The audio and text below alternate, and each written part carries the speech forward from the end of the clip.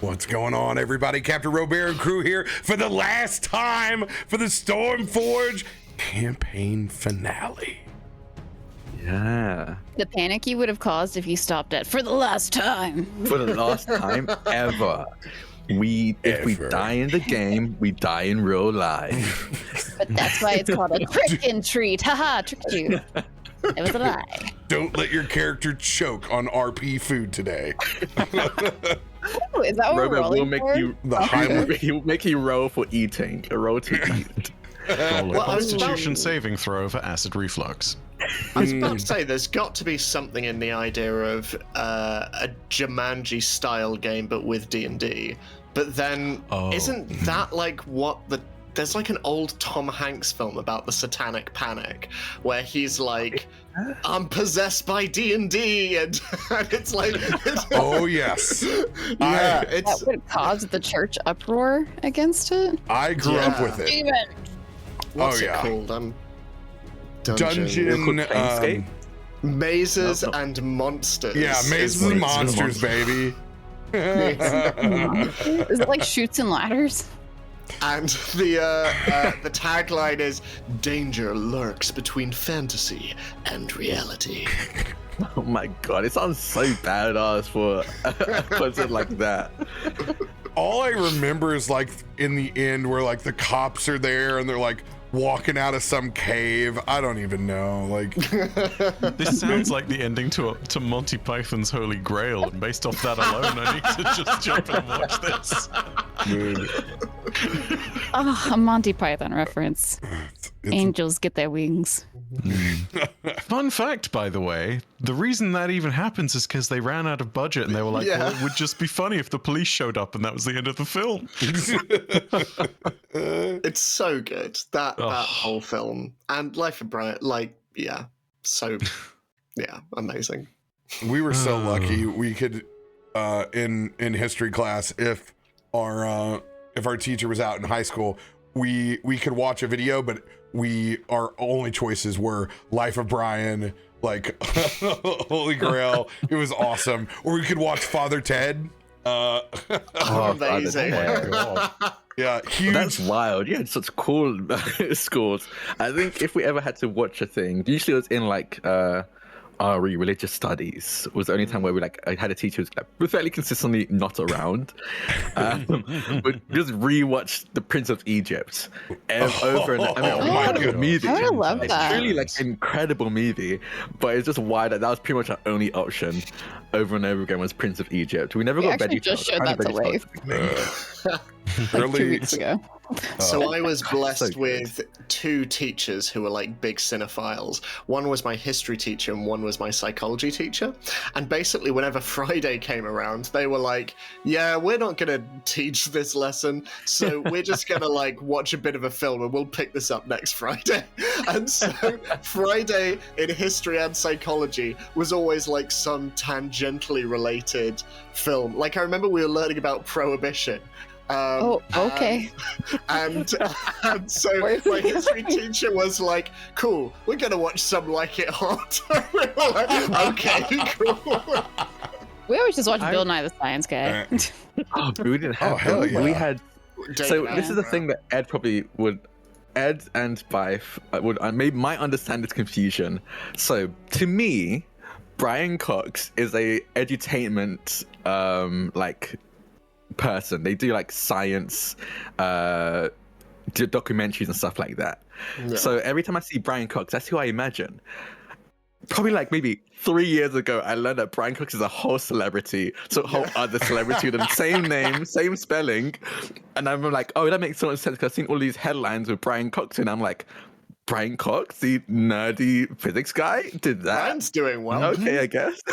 Okay, I didn't realize he was like diversifying his portfolio, I guess. But now I'm imagining that Brian Cox in Succession. It's just a whole different change. Oops, all Brian Cox. Excellent. Oh, my legacy is like a mushroom in a light bulb, and who's going to get it? I don't know. You sound like one of the Animaniacs. Maniacs? Yeah. Oh, Which one is it? You know which one I'm talking about. Yeah. Yeah. Well, they all kind of talk like that, but I think it's the youngest. The one who sings the 50 states in their capitals. Yes. Great memories. Baton Rouge, Louisiana, Indianapolis, Indiana, and Columbus is the capital of Ohio. My our How you equivalent of learned that it. was Horrible Histories with the song of all of the rulers of Yes. England. Yes. Drak and I stood in a museum in Canterbury, and he was introducing me to videos. I think we were at like some underground one too, and so like, there's a whole thing going on around us, and you're like, yeah, but have you seen this? No. So we're just sitting on this old ancient bench and just watching these videos. See, like every teacher had a different thing. Like if like when we went to shop class, if they weren't in, like we watched the making of the arch in St. Louis every time, and you're just like, oh god. This has been so many years. Like the first couple of times, fascinating. Don't get me wrong, great. Yeah, exactly. Then you're like, I am now building the biggest tape ball that I can make. Why they thought they could give us unlimited masking tape inside of a class that's literally like you're done in 10 minutes. What they thought was gonna happen. Oh man, they don't even make kids do that stuff anymore. My high school experience is so old that like Dazed and Confused is more of a documentary than it is a piece of fiction. Oh my gosh, RoBear, you mentioned it the other day to me. Are Sadie Hawkins dance not a thing anymore for my American friends?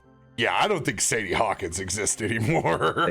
Sadie Hawkins. Sadie Hawkins was the dance where it was just, I guess everybody agreed that this is where the girl asks the boy to the dance, like very specifically. Oh, the guy would not ask the girl, like the girl had to go all out, because usually the guy's like, prom and homecoming, you expect that kind of thing. But Sadie Hawkins was the other way around. I don't understand why, if they got rid of it. Well, it's like getting picked last for dodgeball, but even in a larger, more embarrassing public forum. Men got their feelings hurt and took something away from the drink of women. I'm pretty sure I got asked. I don't think I ever asked anyone to like prom. I think I got asked by the girl to prom, and I was like, oh, cool, yeah, okay. Hey, Jack, you want to go to Stormforge prom with me? Okay. So. I told my mom to let me borrow the car. Drak, kick us off with an announcement.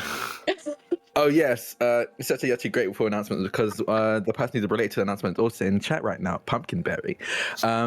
On Wednesday, the 13th of November, I'm going to be in a mini-series called Tidal Blades. It's going to be season 2 of Tidal Blades. So I'm actually coming on as a new cast member. You can check that out over on Table Story at 4:30 Eastern on November 13th. I'm with a bunch of incredible players. We've got Colo, we've got Trooper SJP, we've got Nega Oryx, we've got me, we've got Pumpkinberry as the GM. And we're playing very cute Blawbows. I'm not going to say too much because I don't want to spoil it, but I really want to talk more about it. So I'm going to stop talking right now and have RoBear play the teaser. Let's roll that beautiful bean footage. We'll finish what we started. Or finish. Can you hear me? It's getting real bad. There's all these people in the islands. If we don't go now, like they could die. We gotta do something. You talk to the council. I'll go warn them. We'll meet up again, right? Of course. We'll never leave you behind. It's just that we left our friends and we didn't leave our friends. Luckily, we. It has to be this way. We needed to part ways for just a little bit. But I promise. Are you okay being alone? I'm gonna have to be. It'll help you get it. We'll all be together again. If anybody can do it, you can. Now go. It all comes back around.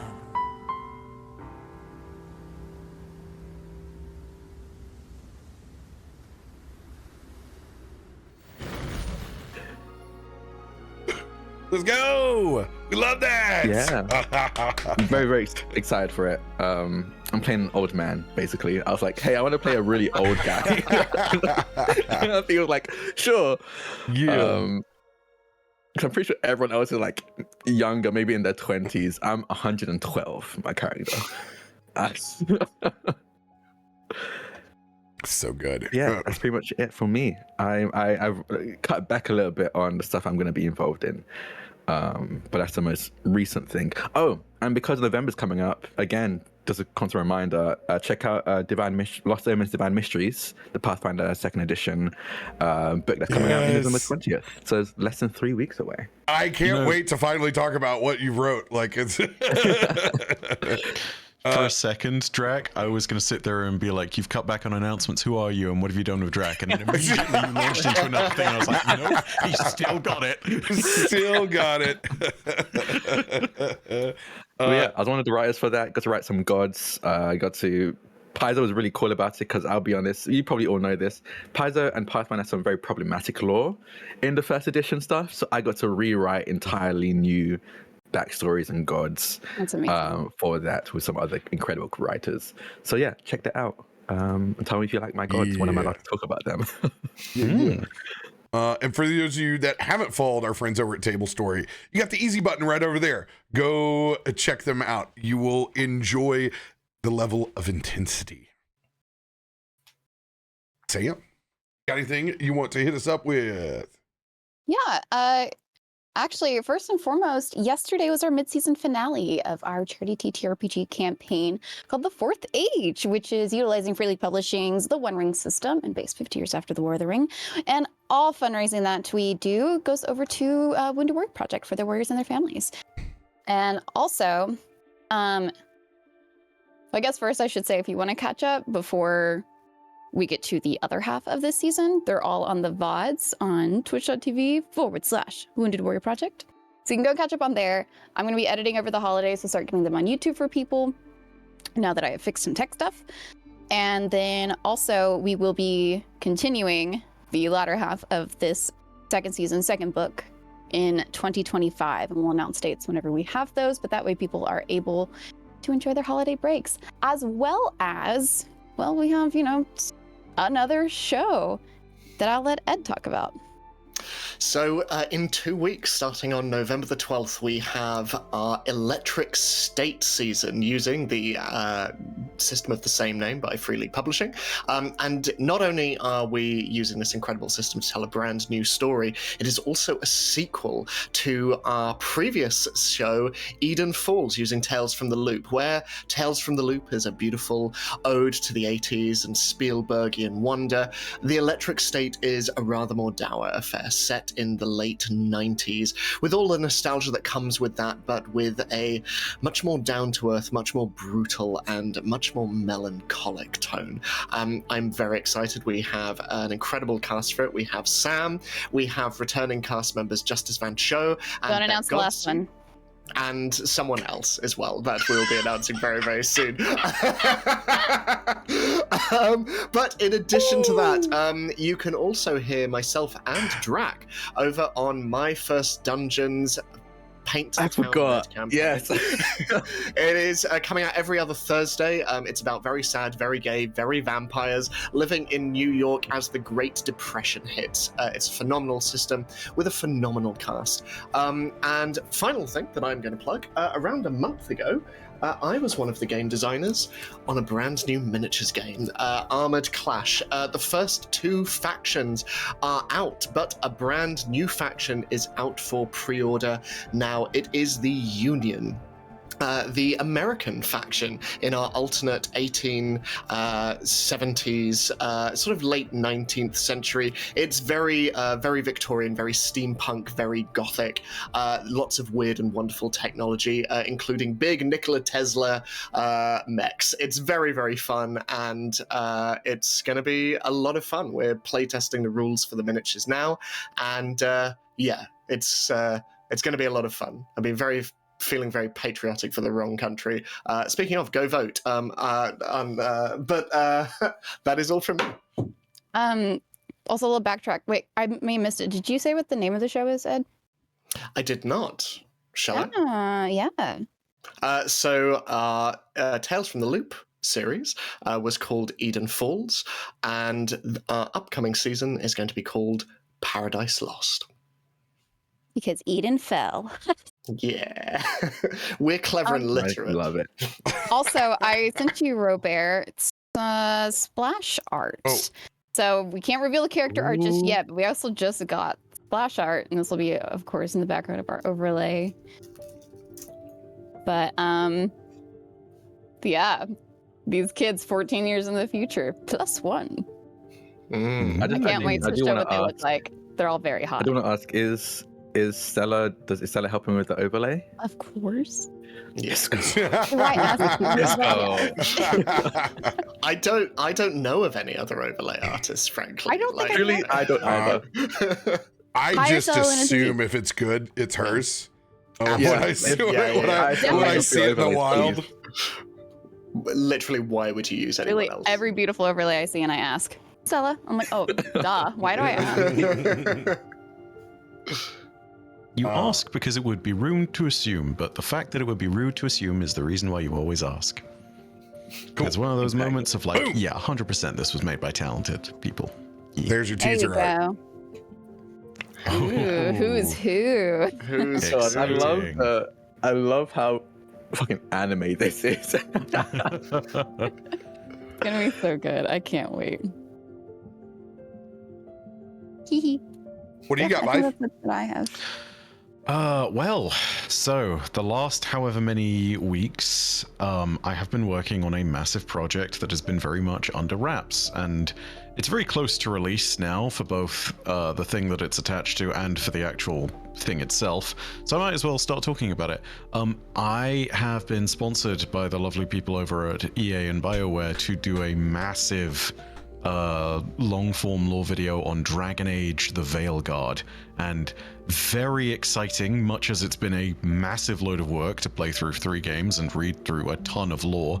Yeah, it's not a 10-hour thing, thank God it's not. You would be sitting here and I'd be like a husk of a human if that was the case, and I'm already very, very tired from the amount of work. It's 9.5, right? It's about 2 hours and 45 minutes, but we go over a lot, you know? We cover absorb this. Yeah, it's like we go over the prehistory of Thedas and everything, so everything from the Exalted March under Andraste and the ancient elven gods of Arlathan, all the way up through the 3 games that have previously come along, so Origins 2 and Inquisition, and then there is a little section in Primer talking about everything that you might want to know about some of the factions and groups that you will meet when you explore Dragon Age the Veilguard. So that's going to be, well, I don't know if I want to mention them because I don't know how in deep for spoilers some people are going, but the point is this. It's going to be really, really awesome when we get that released. That is going to be releasing sometime before November 5th. We're still narrowing down the exact things and getting it finished out. So hold on for that. It's going to be awesome. It's going to be really cool to see that. And there'll be shorts attached to it as well. So yeah, look forward to it. It's going to be good fun. Glad you're being recognized for such an wild talent that you have. Yeah, truly. It's weird, but you know what? You sometimes weird opportunities happen at weird times, and sometimes you got to take them, you know. And no surprise with everything that's going on in various other games that I cover. It was important to branch out and diversify. And you know what? As much as it has been a lot of work, it has really told me about my capacity of what I can and can't do when it comes to jumping into a game and knowing, and this may shock some of you, absolutely nothing, because whilst I was a huge BioWare fan, this and I think Jade Empire are maybe the only like IPs that I've not played from BioWare. So it's just one of those things of I went from 0 to something close to 80 in terms of like knowledge over the last however many months, and have been cramming and making sure I've learned everything. And it is a lot. I do not consider myself to be anyone like one of the many communities recognized Loremasters, but I certainly got to grips with it in the space of time that I needed to. So I'm very, very excited to show this. I'm excited to hear something else from you, because I can't remember his name, but I'm sure you've gotten a million times this YouTuber who sounds like you, or you sound like him. I can't remember. Vidya? Thank you. Yes. Every time Eric puts one of his videos on, I'm like, oh, I don't know if I've covered that. Yeah, no.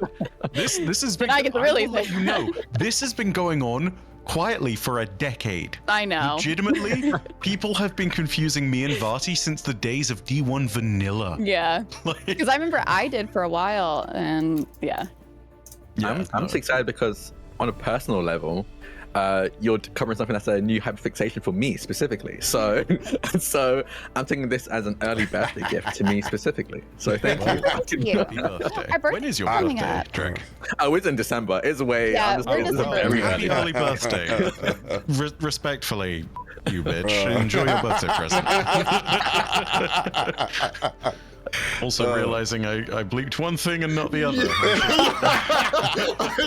Well, one of them's not bad. What do you mean? It's less bad.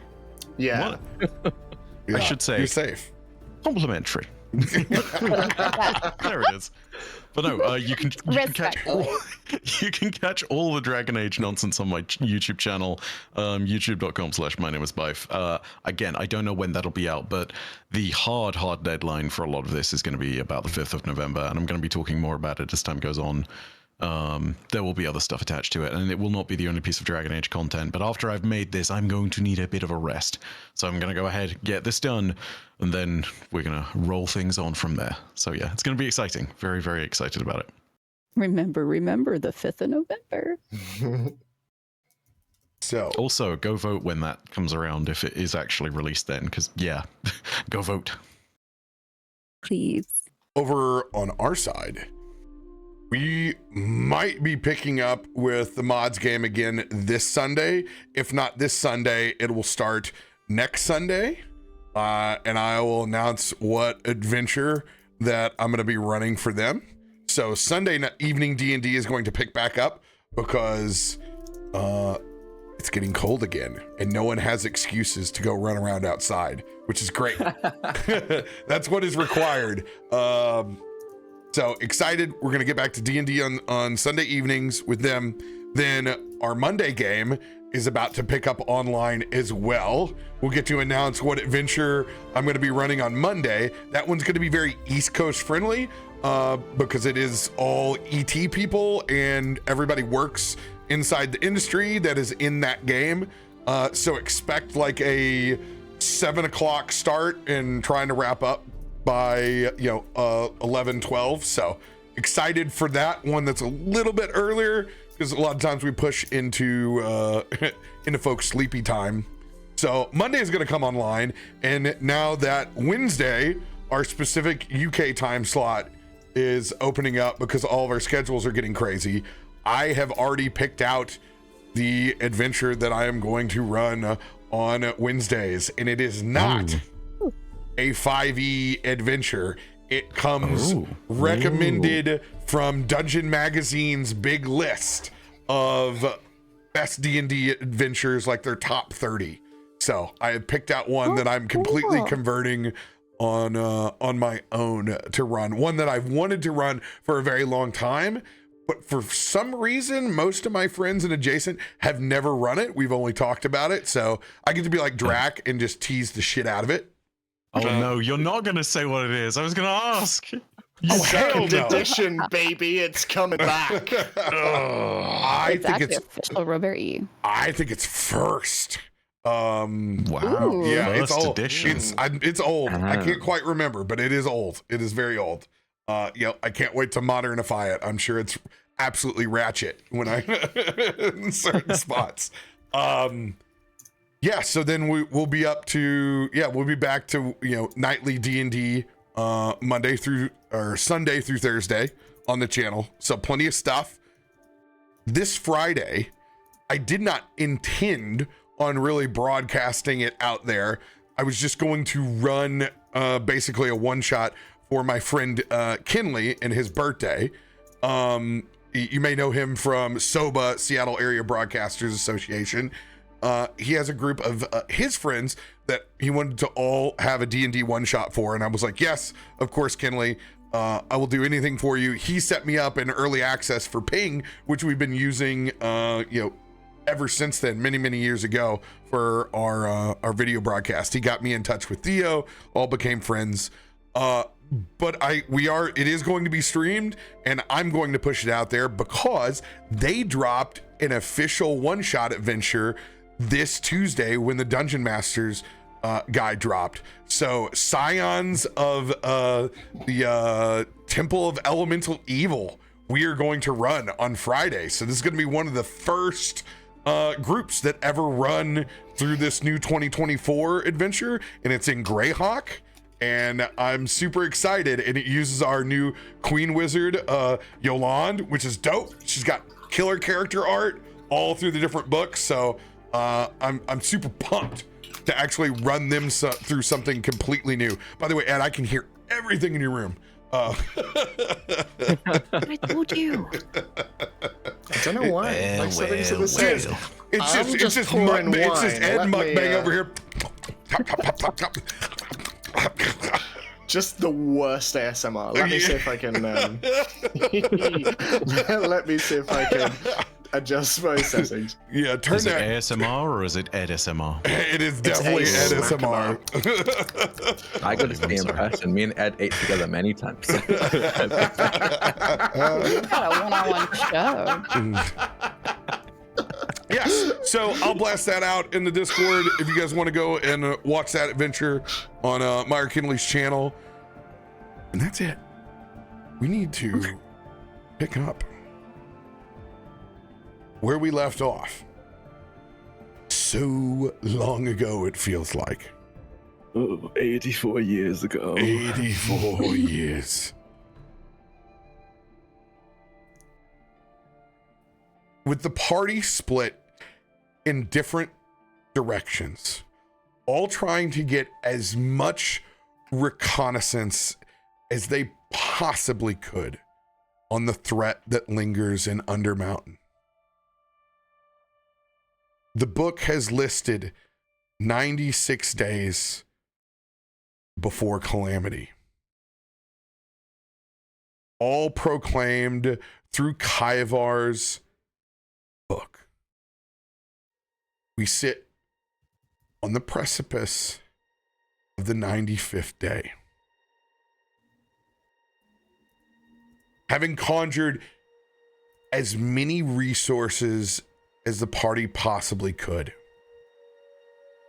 both getting the backing of what was left of the city guard, sky marshals, every warden's lodge adjacent,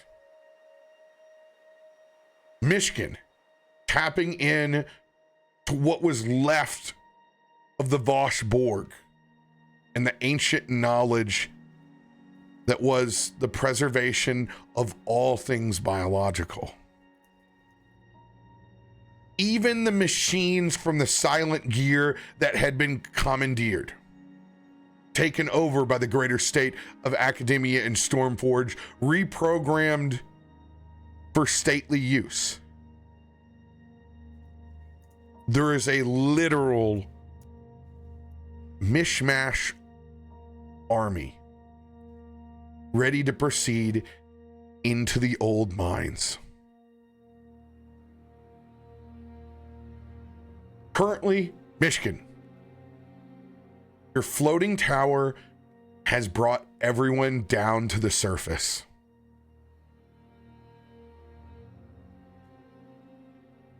There is a long pause before you all descend down into these tunnels. Our party being the first force to enter, to do the initial scout and reconnaissance of how to proceed. The Cinder Queen waits.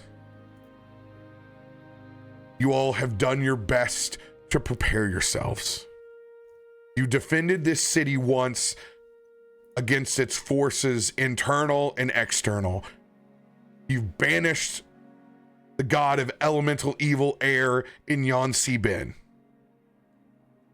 Yet from our very first episode, the threat still looms of this opening to the fire plane that was prophesized between a vision that Chrissy helped assist in Kaivar's brain.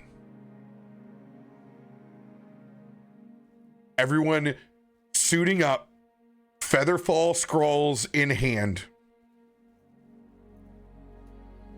We all wait out by that classic rickety ass mine shaft that is going to descend us down into the depths of the old Dunvoken dwarven mines, where this portal is professed to be flooding open. The scene is y'all's.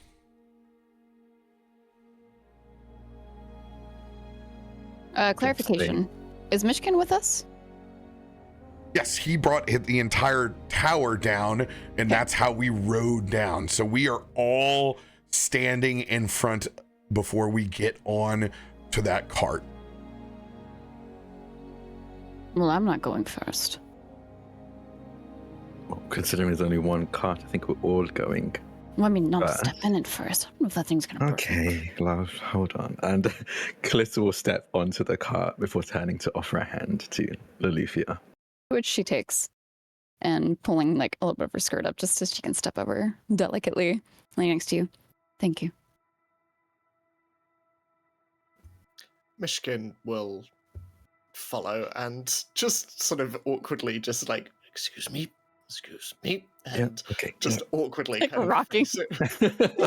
awkwardly Right, like facing Kallisto like almost eye to eye.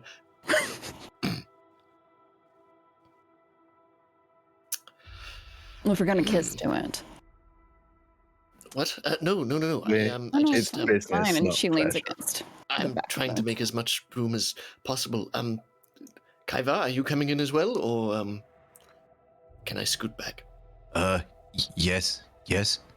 Kaival notices this is a little bit like that situation whenever you try and get into a really packed train carriage and you're just like, oh god, no, someone's got their suitcase in the aisle, someone's doing the thing. Well, here we go. Spindly boy does his thing. Farouk will definitely be the last one to walk on that cart. The thoughts loom heavy for him, knowing that his existence on this plane, everything that he thought that was good about his ancestors' stories, have brought him to this moment where he's going to have to face the fact that they didn't close the door behind them.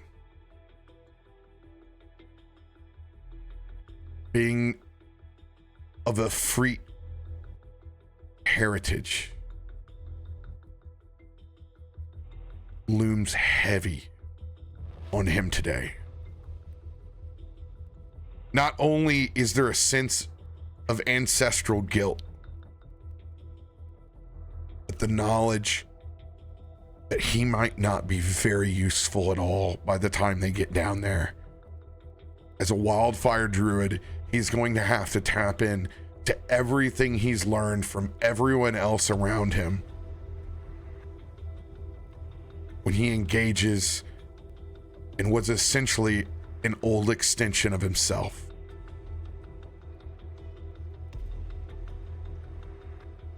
His eyes are going to light up enough, so much so that it's enough to light the elevator shaft before we descend down. Is everybody ready? As ready as I would be. Just remember, this is just reconnaissance. We're looking around. Don't engage if we can avoid it.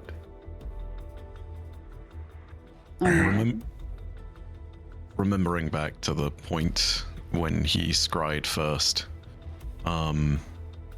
Kaivar sort of has the sort of flash of momentary memory. Yes. Remember, eyes even within the fire, within the magma. Yes. Yes. They are everywhere. I will say, despite the overwhelming and oncoming peril, it's nice to be doing this again. Cannot wait till the rest. Just lay in bed and have to do nothing the next day. You make jokes. Not with our son. He learned how to skateboard finally, and he just won't stop. Oh God! We did. He needs to I stop just bought a being new on the floors. face. I just realized we didn't. Your mom's Okay, yeah, let's go down. Sorry. Yeah, can't wait to rest. Yes. Tense as the situation is, Kaivar looks back and he can't really smile. But you can see the interpretation of it in his eyes. There's genuine warmth you don't think you've been able to see expressed from him before. Little bits and pieces of growth still coming through.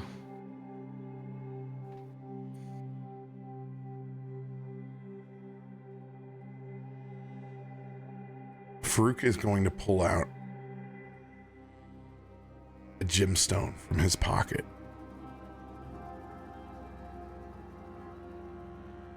And he's going to extend his hand over towards yours, Kaivar.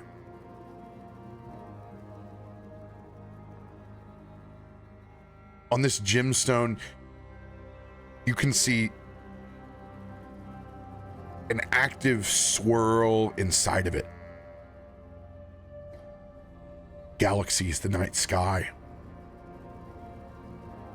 But when it's placed in your hands, it seems to focus. And it focuses on that constellation that is Chrissy.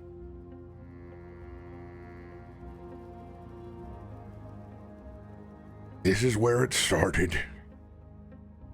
And this is where it ends, friend.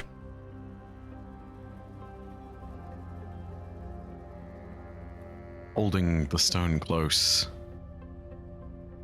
with the tenderest of touches, Kaivar reaches out one of his smaller hands and sort of puts it on the side of your arm as he's still holding this in his other hands, looking deeply into it. Psychically, you hear him reaching out to everyone in a more casual manner. He was always there to guide us. I think I understand that now. He will be with us here at the end.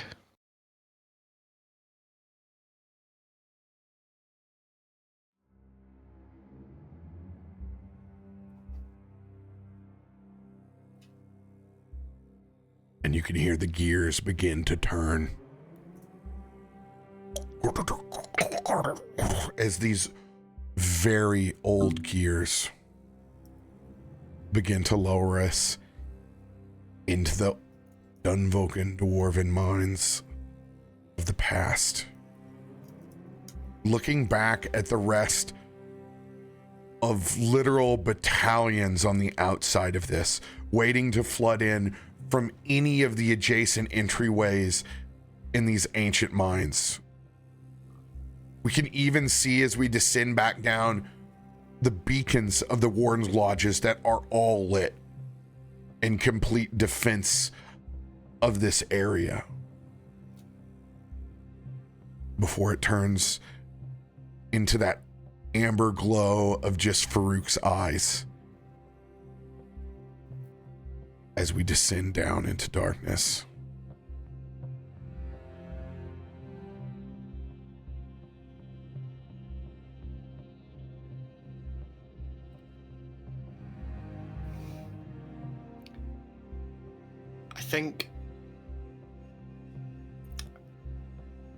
I think looking around, it's not the time to bring out any spells with light yet, but I would like to see if Myshkin can see anything as we delve deeper down.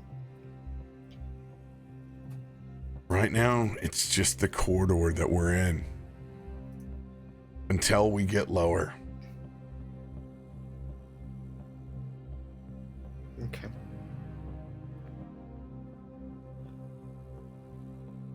I think as the cart trundles along and the darkness continues to grow and deepen and spread, I think Myshkin is just going to turn back to Loluphia.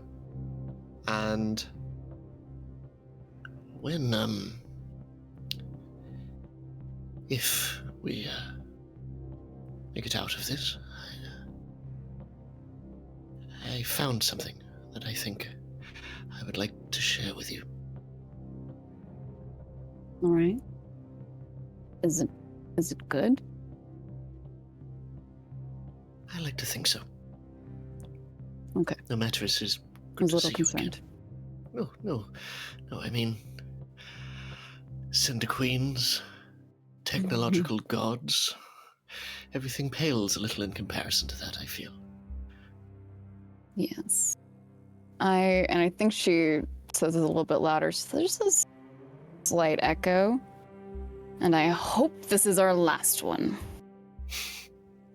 Just hear a groan from Kallisto going, oh, I remember when the biggest issue was stray mimics. No, what, 3 gods? Yeah, so now we can Missed take on mimics. 4 mimics.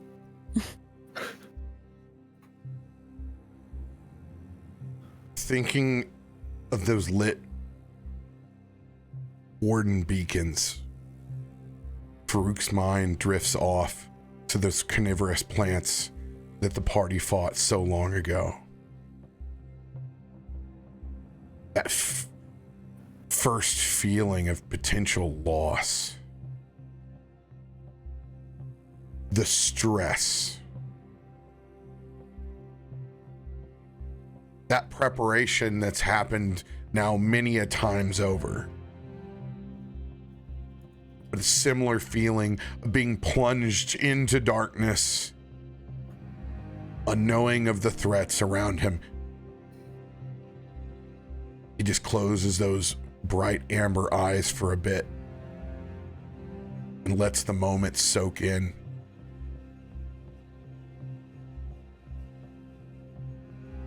As the cart continues to go further deep into the earth below Stormforge. Is it dark? Or are there like lanterns along the way? It's long abandoned. But it starts to get a small glow underneath us. And you can feel the temperature underneath you. Like a sausage slowly being lowered onto the grill. You can begin to feel the heat beneath your footsteps. As the visions that you've seen so many times before are starting to set in as reality. About halfway down now, the mine shaft no longer so taut and narrow. You're beginning to see the expanse of the massive cavern system that this population once used.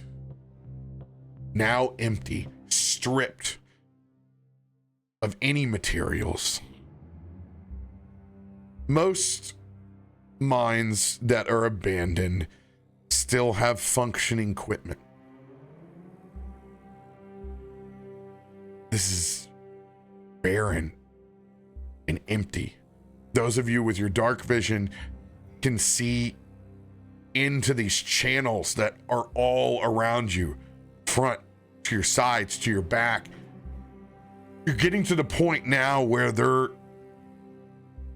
is a tunnel almost descending every 60 feet. You can feel the sheer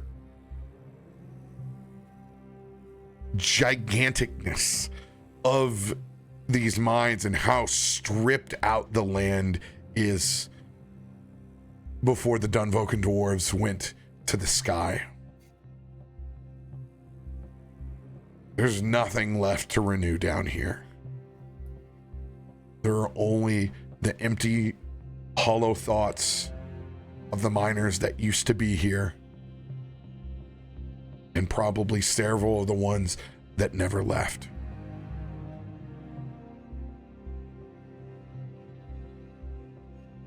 Do I detect anything with my tremor sense? You only feel the cart around you right now. You're not picking up anything on the tunnels or levels that you're passing, and you're not close enough to the ground yet for your tremor sense to pick up on what's completely below. Gotcha. As we get lower, Kallisto still remains silent, but I think Loluphia at the very least, maybe others would notice that the warmer it gets, the closer to the source of the heat we seem to get, the more relaxed Kallisto seems to be. I don't think even he really notices the correlation, but seems to lower his shoulders. Both pistols still drawn, but almost leans back in this cart as they look around. I think she slightly notices it, but doesn't think anything of it, as she's not exactly watching for your body language.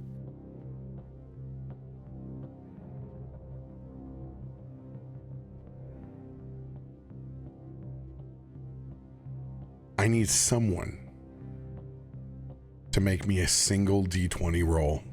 Me. Oh no. Are you sure? 4. Oh my god, I saw it coming. It's the best number. Oh my 4. goodness. It goes exactly as it should have with you. With As your 4. it should. Perfect. The old gears lock up.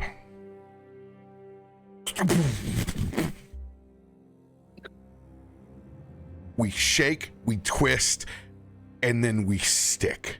Slightly lodged sideways. You can hear the gears catching, trying to catch itself free, and then it stops. Great.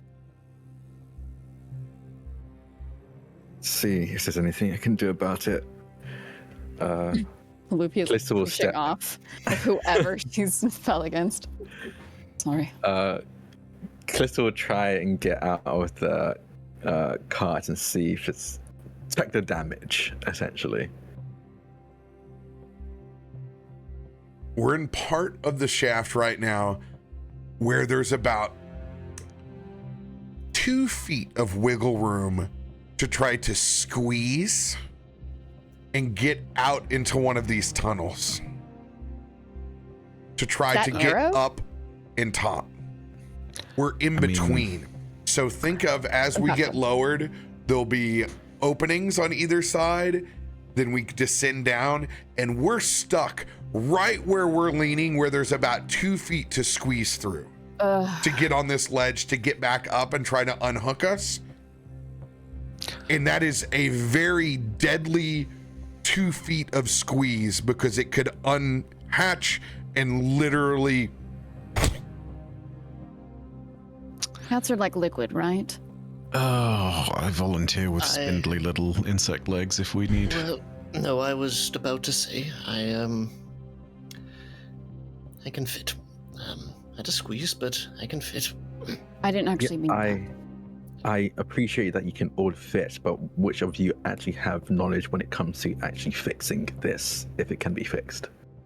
I didn't even think of that. Kaivar slowly raises his hand and raises the book. I have all knowledge. Fair. Okay.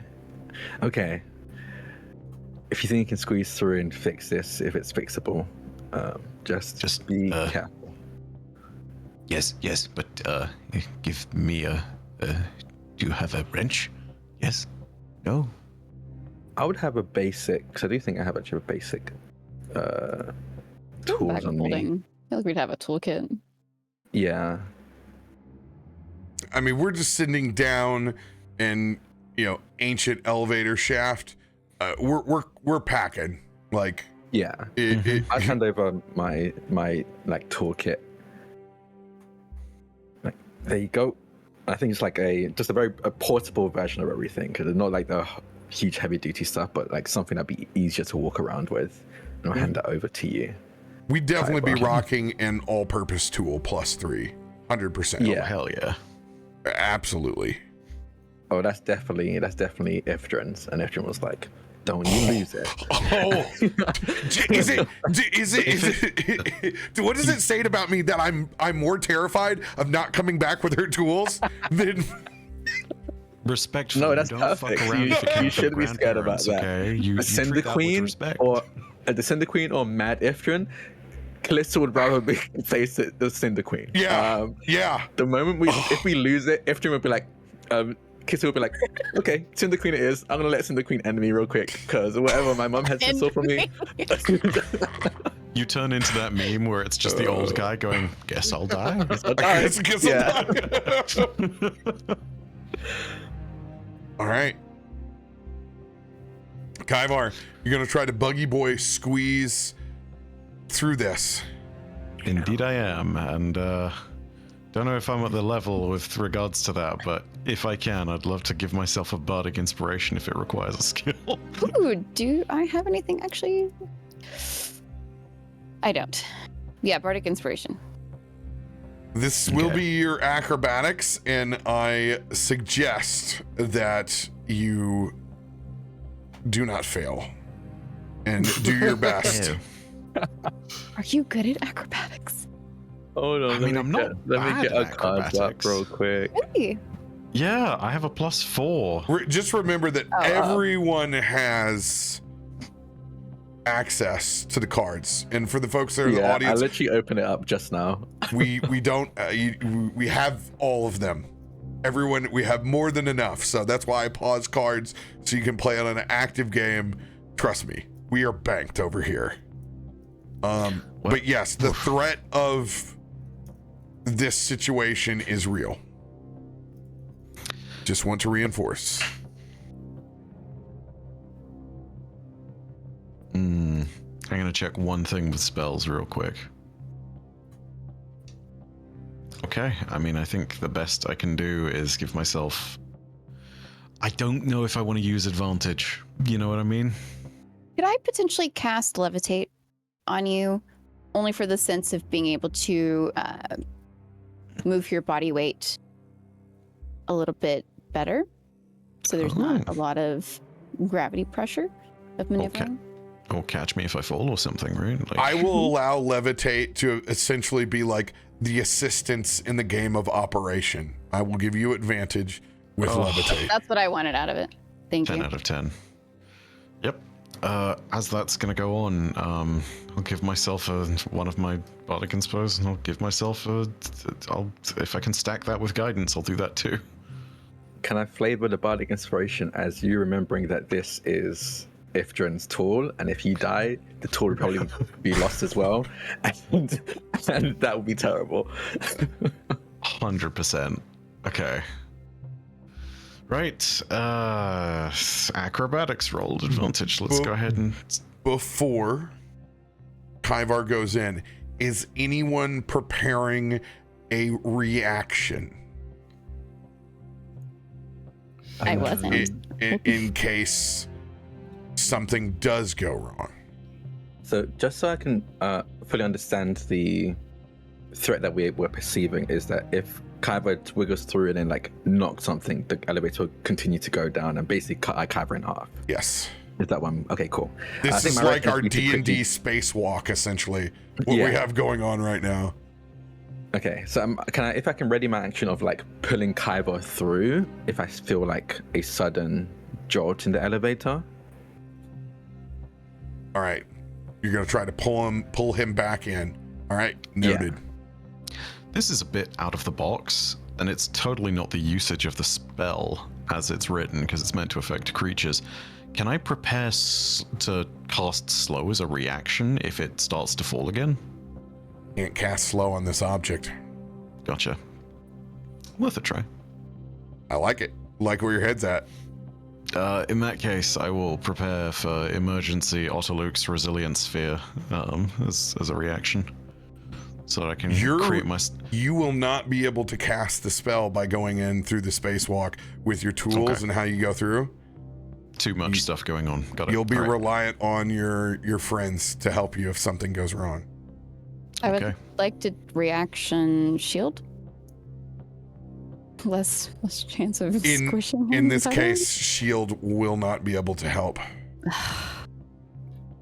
Sorry, bud. Or silvery barbs. That's it. That's all I got. Barb's the intention. No, it's. I'm preparing this chicken wire over here. Don't mind me.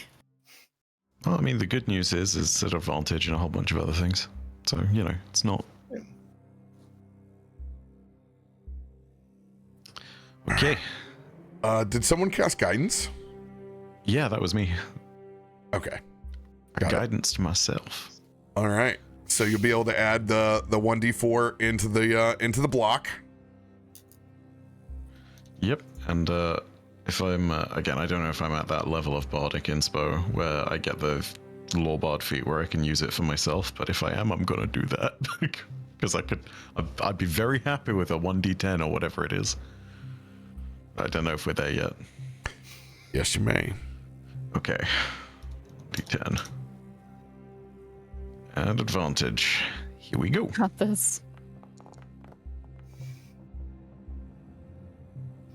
Ooh, okay. I mean, a 9 and a 4, but we've got plenty of bonuses on top of that, so it's not terrible. Get your cards. I feel like we should add on to it. I'm gonna be honest. Yeah. I get what you're talking about, but also I'm torn. If it was 24, I'd be like, nah, I'm fine. But 23, I'm like, I'm not sure. What's the DC? Yeah, I think we need to add. We don't know. I don't think we know. You don't know. And you're like, when was the last time the RoBear dropped a 23? And you don't think it's 22. And you're like, it could be 24. I don't know. It's the last episode. Is he really trying to kill me? He said we were going to eat. Mm-hmm. He said we were going to have dinner. A final episode. No, I'm gonna let it stand for the moment. Oh no. Okay. Yay. Hey, you know, I give it a go. We'll see what happens, right? Well, that certainly is a choice. Kaivart, floating through, you feel yourself get about halfway through until that big buggy carapace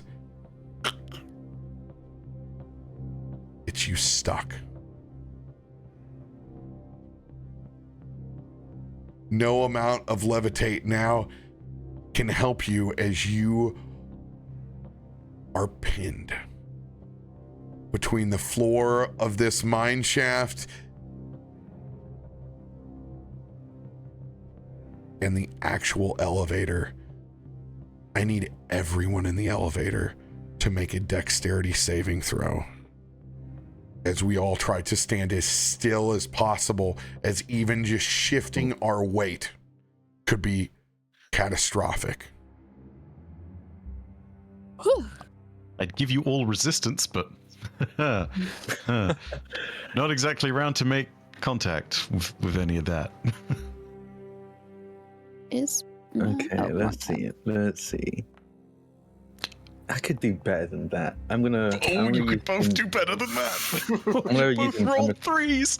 I'm gonna use my Indomitable on my character. Actually, you know what? No, I don't want to use it just yet because I don't know. We got another one. Oh yeah, I'm using my character Indomitable. Oh, okay, I want to use an inspo. Yeah. Give me a. Okay, 1D. slightly better. It could have been better. That one was way too close there. Oh, God. I think I have a thing I can do to bump that up. 14. Used. I'm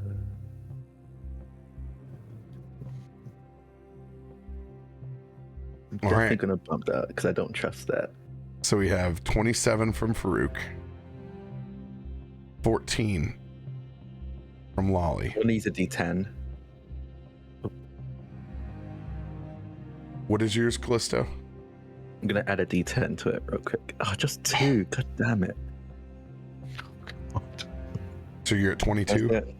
22, yeah. What is yours, Myshkin? 25.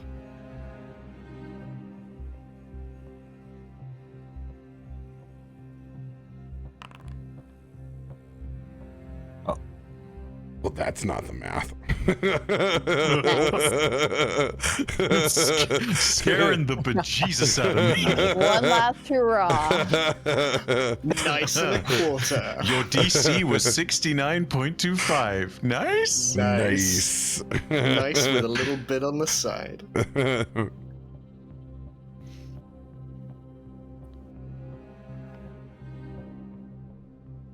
22 is our group check. The DC was 20.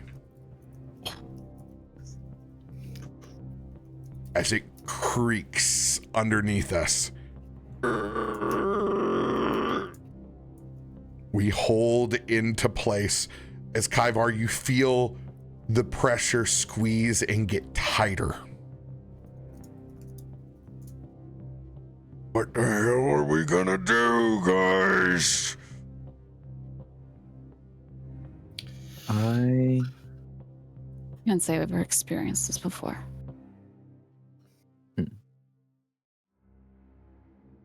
So I have several abilities that let me push or switch place, like move people. Would I have to do like a further like check or save to do that in this situation? Much like when I call for a spell attack, if you use one of your Battlemaster abilities, I will let you use your attack roll. Okay. Yeah.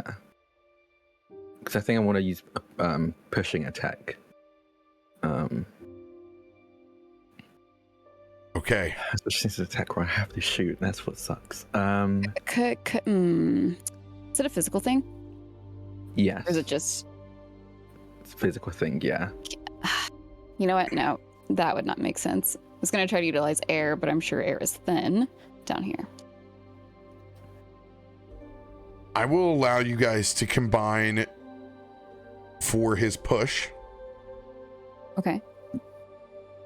And essentially, you would be able to use a, you don't have to think of it as using your gun. This is just going to both of you using your elementalism to go forward, and you're going to tap into it through your battle mastery and being tactile. All right. The DC has increased from what it was before. You have advantage.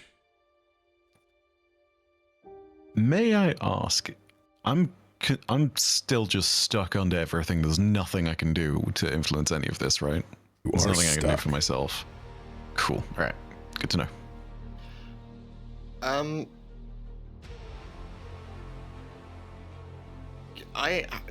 This lift, this elevator,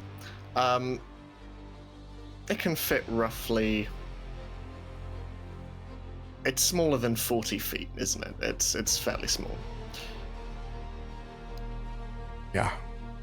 Okay. Can I make an argument for artistic use of a spell? What's your proposition? Can I, if we force the elevator to descend and free fall, can I cast slow on the elevator? Technically, I need to choose 6 creatures within a 40-foot cube, but can I? Well, I think free falling is the last thing you want right now with the way Kaiva's stuck, and also RoBear already said that we can't. Comes out. Yes, we cannot. I think RoBear already said that we can't cast slow on it because we can slow ourselves, but we can't slow the falling elevator shaft. Yeah. Okay, never mind. You and I had the exact same thought, my guy. I'm so sorry. Everybody jump on 3. I would jump. Wait, what? No.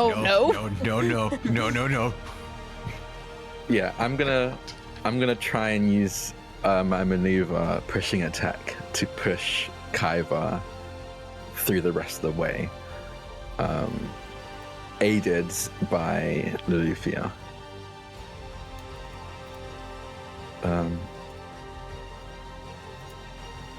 I truly think Kallisto's gonna say, "This might hurt a little bit, Kaivar.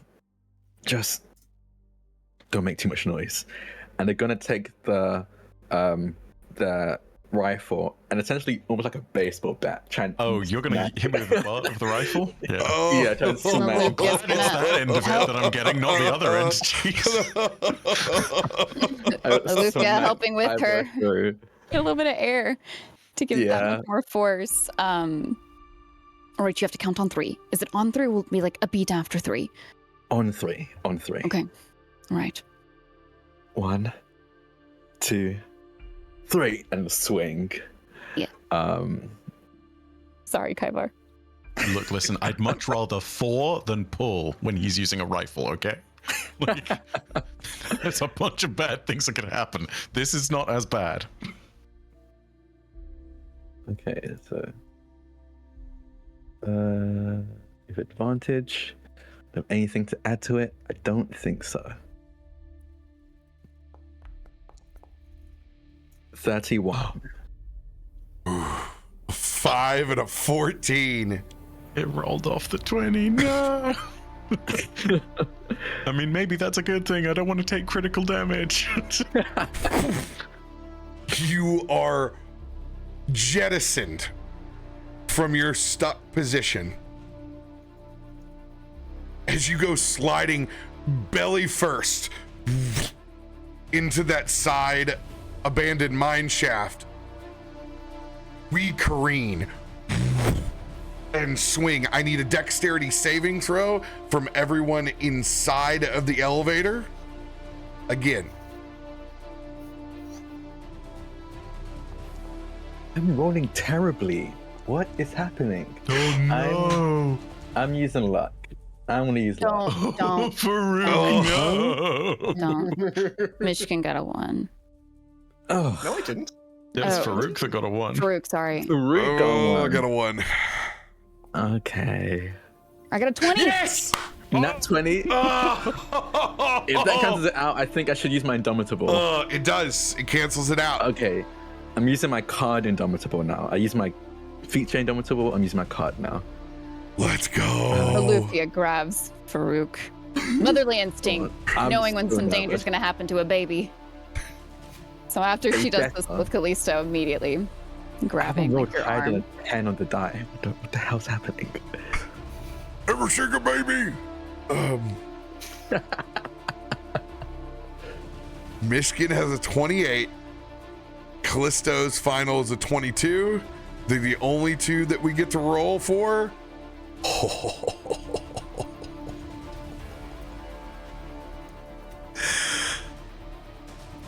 25. The DC was up 2 points. You guys succeed.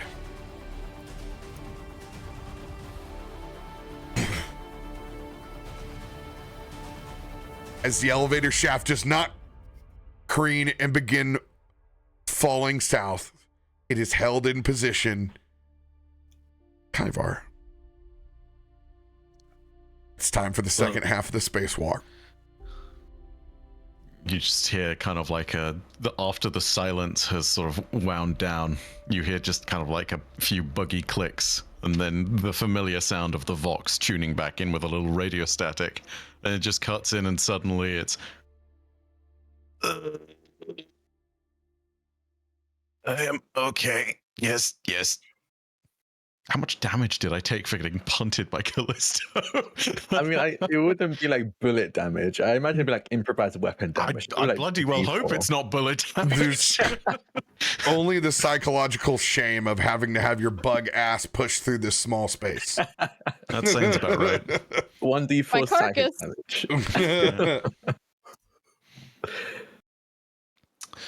Okay, what next? Time for you to repair the gears. Right. Taking a look at this, can I do an investigation check to see how broken it is? Does this look like it's a minor tear, or does it look like it's a very complex mechanical issue that needs to be fixed? Let's find out. Let's roll on a D100 table. Oh, geez. Well, The lower the roll, the worse it is. Okay, fingers crossed. It's fine, I'll just roll 99 again and we'll see what's what. Hell yeah. I mean, not quite 99, but that's pretty good. Yeah. From your observation, this looks fixable. It looks like it's just poor maintenance. It's gunked up and stuck. And you just need to do a little bit of tender love, care, and removal. With a 67, it's going to set the DC at a much more reasonable 19. I don't know if this helps to apply to it because of the way you've described it. I don't think it's about the thing having any breaks or tears, but I do have the mending cantrip. Does that get me anything in this? Mending will be what you will be using on base. So I'm going to allow you to roll your spell attack. Oh, nice. Huge. And since you already have all the bonuses you possibly have, figuratively, you have the tool if you needed to do major mechanical work, but you think you can make short use of this just by getting this thing cleaned up. Okay, huge. Well, here's a quick little silly question. Where have they, the new sheets with regards to stuff, there's just a spell attack button, right? Yes. Yep. Where is that located? That's in your spell page spells at the very top. It'll be in at will or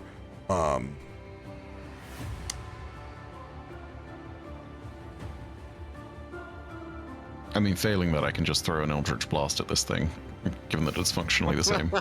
Because, yeah, the only thing I have in at will is Disguise Self. So it should be in your innate spell casting, like literally the top bar. It's it just isn't there. I'm gonna drag and drop it. Oh, I appreciate it. Thank you. No problem. You'll see it now. There it is. Thank you very much. This is a plus 18. So you're literally looking at a nat 1 scenario is the only way you're gonna fail this. RoBear, don't say that. Don't say that. Watch me. See? What did I say? What did I fucking say? Don't say that. No way. That means the next dice is the 20. RoBear. RoBear. Actually, no way. RoBear. Robert Hartley's golden. It's actually. I saw the red because I was looking away and I saw the red flash on the screen. You would have done just about as well. You do this to me, you realize. We're gonna die by Xamarin's arm all over again. All you need to do is not roll a 1 or a 2. You know, you just need to not critically fail. What do? I lose my arm. Now we're owed a Faroük 20, so you can save the day again. You're not the first one to roll that one this session. Oh, here we go. Welcome to the Super Bowl. It's all drama here.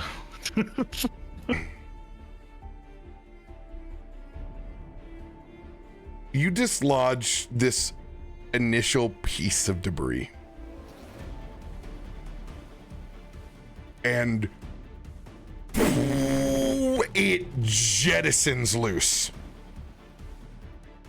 And you realize you've just sent the rest of the party like a missile. No, of course I have. Plummeting. As well as that all-purpose tool.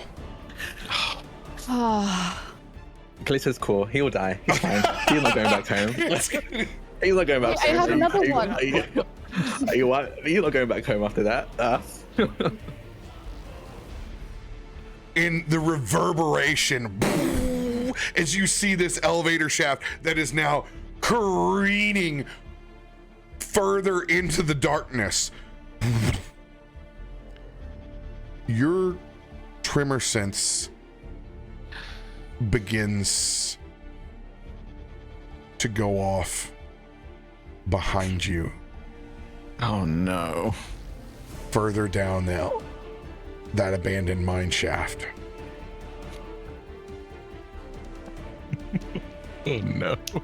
Is there any gap through the bottom of? Is it like a grated floor, or is it just like solid metal?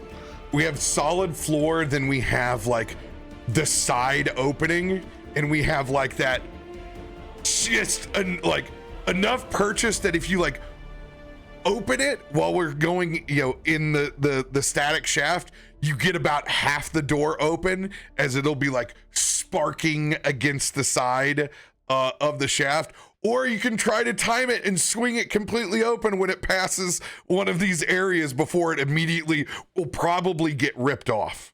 I mean, we want to go to the bottom anyway, right? So, can I? Is there a way of getting a hand out and underneath, like through the door and under the plummeting? Casing. You can certainly try. Okay, I'm gonna try. What do I need to roll for it? What are you attempting to do with? So I am trying to just like slide my hand through the door and like angle it so it is underneath the carriage itself, so I can cast a spell. I can't pull up your sheet, but don't you have? It's like a 5th level spell or something. It has to do with a big hand, a giant Big B's hand. Big Yeah. Big B's hand. Yeah. Or at least I told you to get that. I do have Big B's hand. Oh, hang on. Use that. Let me just. That is what I'm trying to do, but I just need to be able to like get my hand to a place I can see. Sleight of hand. Let's go for it. Okay. Sleight of hand. You just got your new hands back. You just got new hands. Don't lose one of them. Don't lose one of them. It's okay. You can have another one.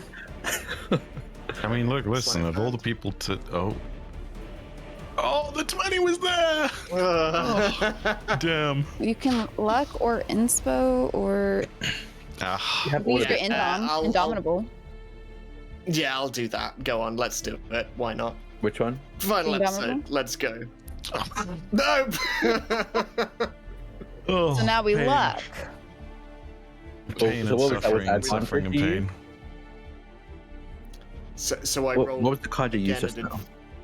Indomitable. Indomitable. Okay. Okay. So what does luck give me again? Just another roll? Luck is the only you other get one to re-roll, but that's like solid. You can't add anything to it. Okay. Yeah. Okay. Let's go. Okay. Well, one less than my first roll, so 16. All right.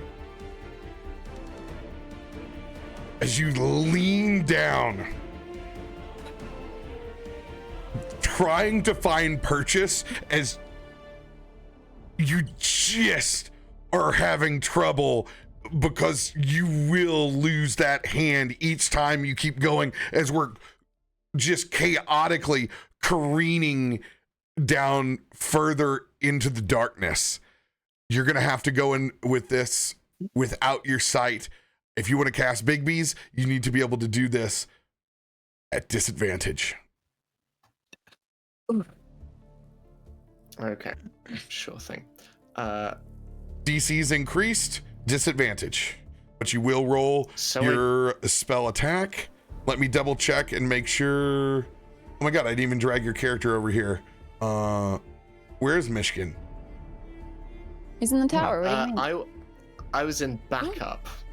Oh, let's go. Yeah, you're down in the backup. Let's go. Cool. Tight. 31. So I rolled my spell attack at disadvantage, and both were 17s. So let's go. Pretty dang strong. Holy. Ow. I need you to describe how this looks as you cast Big B's hand underneath the elevator shaft.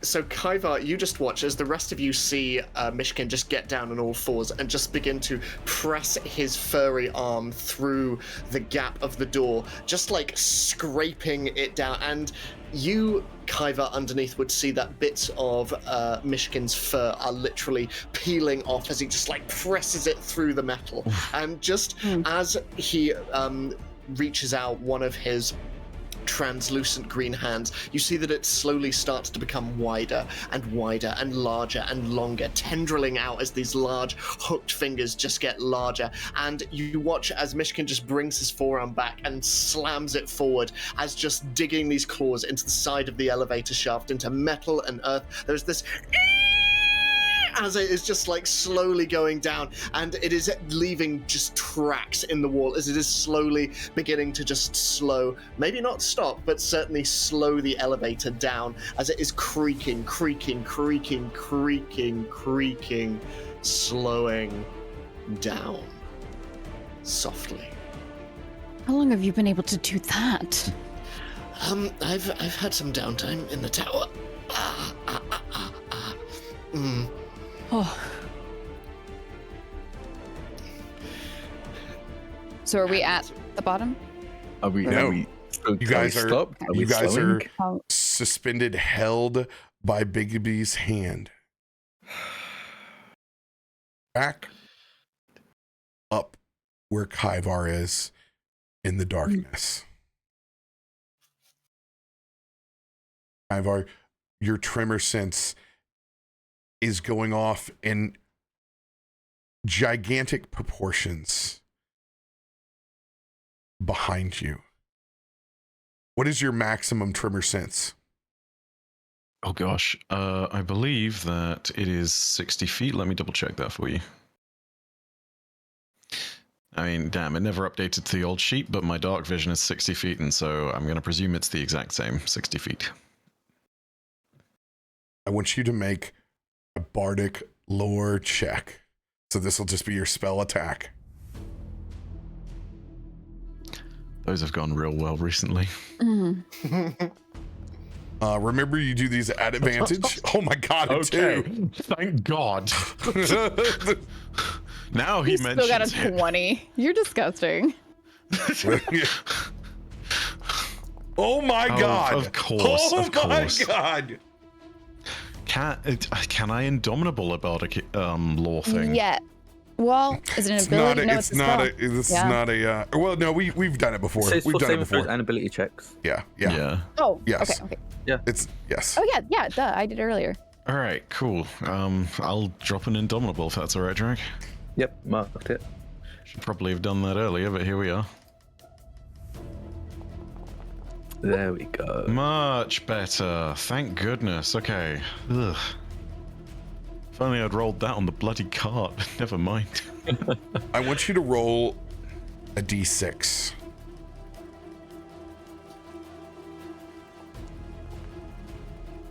Good number. Maybe good, maybe bad.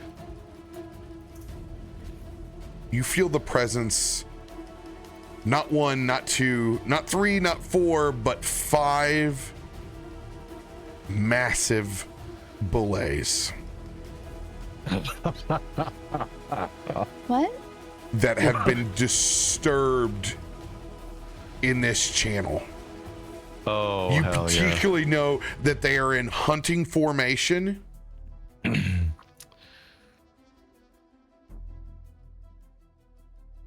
You have 60 feet. I want you to roll perception check to see if you see the bit of glow from the Bigsby's hand below that stops the minecart. Gotcha. My few things. My perception is not updated, and I would have observant on this normally, as well as like expertise on this. So my sheet is out of date. Do you mind if I update it real quick? No, you just get to roll. Cool. just add your bone. Hey, add whatever you need in the little top bar. In the little top bar. Gotcha. Yep, that's what it's there for. All right. Ooh, okay. That would normally be.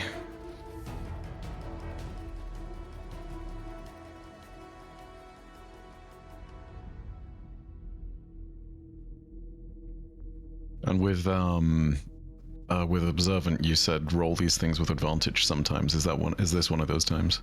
Absolutely. All right, let's do So I it. don't give you anything passive with it. It's all. Oh my god. Holy Lord! What have you done to my dice?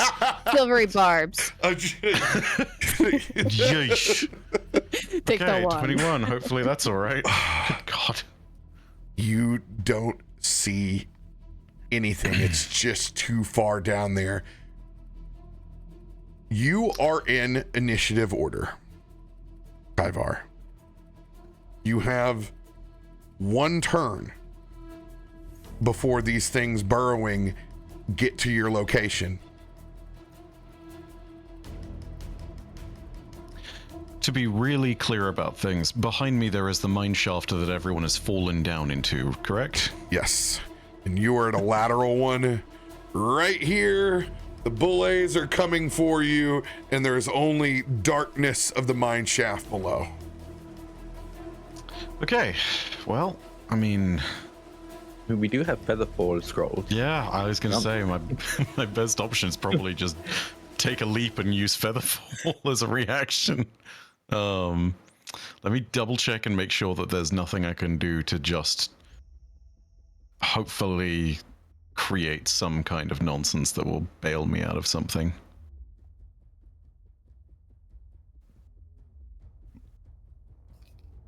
Because maybe there is, maybe there isn't.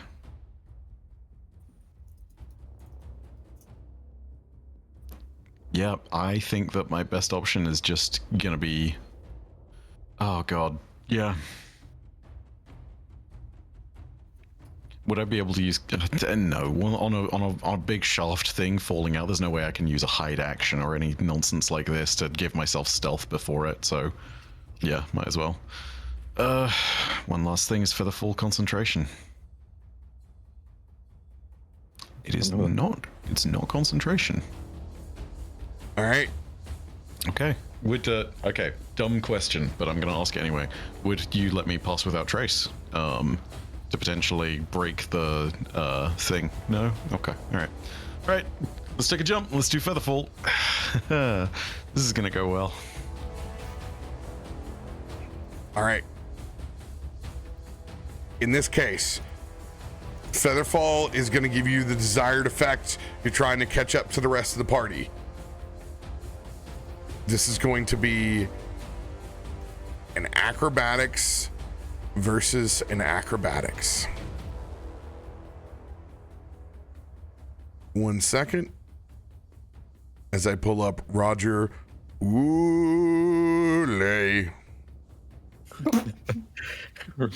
Sorry, who? You heard him. That? Did he start? This is a Halloween episode.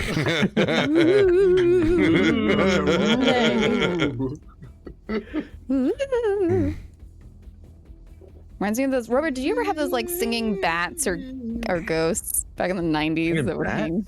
It was right there next to my sunflower that was chilling. Yep.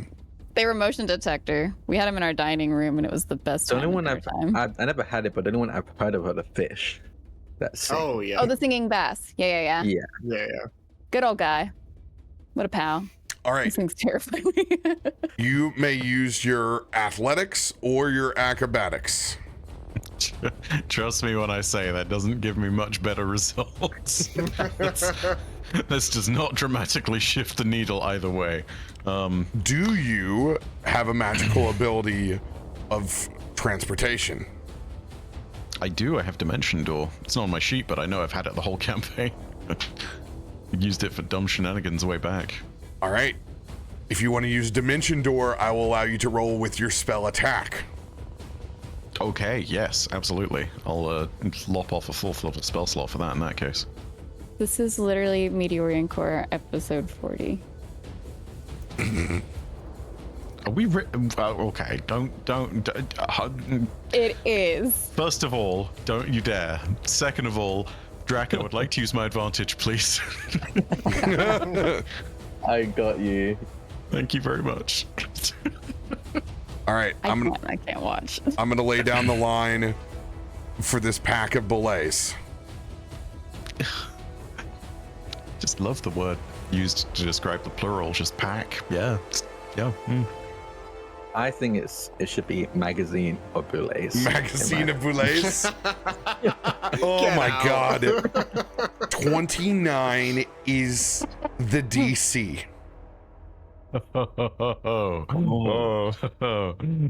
Not too late to back out. Yeah, Let's pause for a second. I've just got to go for it. To soak this up, where literally Kaivar is opening the door and getting to look at this wave of the belays as they come up and out of the ground before they're just coming into the glow of your dimension door towards you before you swing in. I do have advantage on the thing. Don't roll double ones. Don't say that, RoBear. Now you're just doing it on purpose. People of the Twitch chat. I want everyone to take note of this moment. If this man transfers Adam's old curse to me in this moment, I will forever haunt him in the next campaign. I don't care what happens. Let's be ready for that 1d10 just in case, Drak. But who knows? Yeah. Also, for whatever reason, that was not letting me do the thing, unless I just do this. And yeah, okay.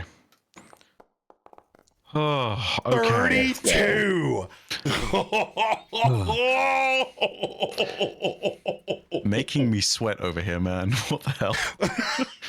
Tyler was singing about you.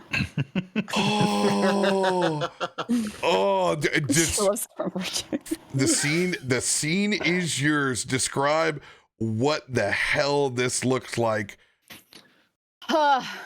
So normally a dimension door for Kaivar is a very formulated thing, you know, it's a hexagon that grows out of proportion from a small central point. But seeing those belays coming very quickly as one of them starts to make its land dive out of the soil and rock, Kaivar sees it's only about half formed and he just buggy boy slims and dives his way through the dimension door and quickly shuts it behind. Maybe catching a toenail from one of the belays as he falls through, but yeah, very much on the other side in just a heap. The door opens up in the middle of the elevator shaft. As you explode into the arms of the rest of the party, currently held up by Myshkin's Bigsby's hand.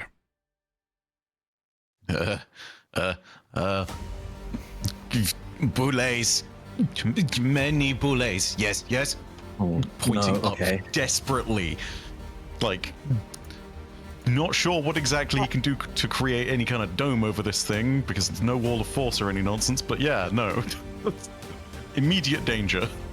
This is the gist. So what are we doing? Are we getting down to the bottom? What are we finding a door? What are we hid, or are we just getting out? What is this? We need to keep going down to the bottom. As there is a boule that is falling down that has jumped and missed. You currently have a literal Toyota Corolla careening down at you of boule as you guys need to move quick. All right, everyone, hold on. And I think he's literally just going to take his, and I imagine it's been more than a minute now, right? No, this has all been very fast. Oh, okay. In that case, Myshkin is just going to undig his claws out from the elevator shaft, and I think is literally just going to... I think is literally just going to hold out a palm downwards and let us free fall, like scraping against the edge of the shaft to slow as much as possible. But I think the idea is just like hit the bottom, cushion the blow, get us to where we need to as quickly as possible. I love it. All right. You're going to try to literally let us go and catch us before the end. Go ahead and roll your spell attack. Do so with advantage. At the same time, can I try to control them with animated objects? Oh my god. Ooh, Ed, hell yeah, dude. Ooh. Animated objects could have come in clutch, actually. What do you wanna animate? Them. Control them, basically. Stop the boulets. They're not objects, they're creatures, though. Yeah, right? they're creatures. Unfortunately, you don't have line of sight on them, you just hear them. Oh. I think casting animate object on the elevator would have been perfect. This is a terrifying image, by the way. Yeah. God. Just go ahead and make your spell attack with advantage. I'll have this as an assistance to the 30 from Myshkin's Bigsby. He'd already rolled with advantage. Yeah, but she's casting a whole new spell. So double advantage. Oh. Okay. Yes. Am I just doing spell attack? Yes, spell attack at advantage. Okay. Nope. Cool. 32. 32. Let's go. Okay, so you being able to control the elevator cart is what's going to stop us from going ping pong, boom, boom, boom, and dropping down once Bigsby lets loose.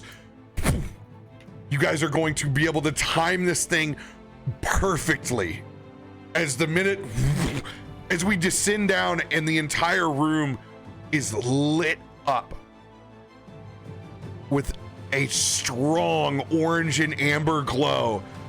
Boom, the cart lands into Myshkin's hand perfectly, and you're able to move away before that classic moment whenever the Gravoid explodes out in tremors and goes through the ravine.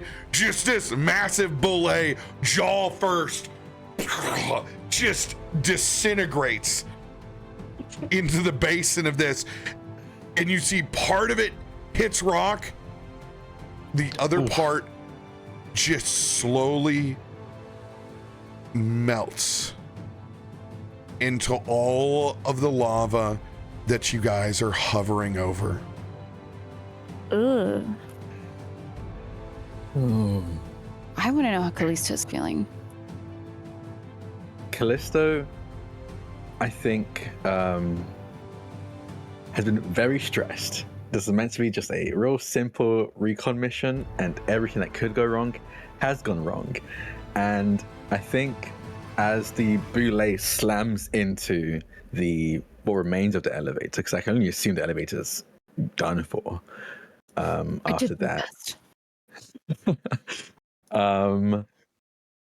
They're just going to quickly turn to Kaiva, seeing that Kaiva is okay, going to pull Kaiva onto their feet, do a quick once over of them, and then put hands on their shoulders and goes, "Where is the all-purpose toolkit?" Oh God. Percentile roll. No. Oh, okay. Maybe you catch it, it doesn't fall in the lava. I'm going to give you 12 consecutive numbers to somehow miraculously have retrieved this thing on the fall. Oh. 4 to 15. Let's rock it. No. Have you used your luck? Oh, I have some lucks. Yeah, I can throw a lucky. So close. Yeah, you have a luck. I'm not going to use. Worth it. I'm not going to use the luck card. I've got the feat, so I'm just going to use one of them. I gotta say, I've never had that feat until Egric. I've been missing out. Really good. Dude, the whole of anything Zanrin did half competently is all down to lucky. Legitimately, carried me an entire campaign. It's like, it's not just a card. Nope. Oh, dang. Nope. Yeah, no, it's the most OP broken feat in the entire game. It's ridiculous. You look, you don't have it. And then you hear it. It falls and drops into the lava about 10 seconds after. Do either of them actually notice it? Well, there goes my plan of pointing at the boulet and rolling a deception check. You both hear it and then look just to see as it's like Terminators its way down into the hot magma. Christmas has you by your shoulders. A head drops. Sorry. Just let you go, and we'll just silently walk away. Please tell me you're not holding me over the lava as you do this, because this is kind of the vibe I'm getting. No, they're not. But we picking do you up, need to just have find you- a they just have place hands on the shoulder. for Big B to set us down. That is true. I Luckily, would turn to. that's not a problem. As you guys ease down, I don't know if it's going to make a difference at this point. Dusting us off before we all step off, Kaivar is going to quickly swallow his pride and try and recover from the loss of the great family heirloom that shall forever be lost to the lava, and will cast Pass Without Trace. I don't know if we need it, but well, hey, let's give it a go.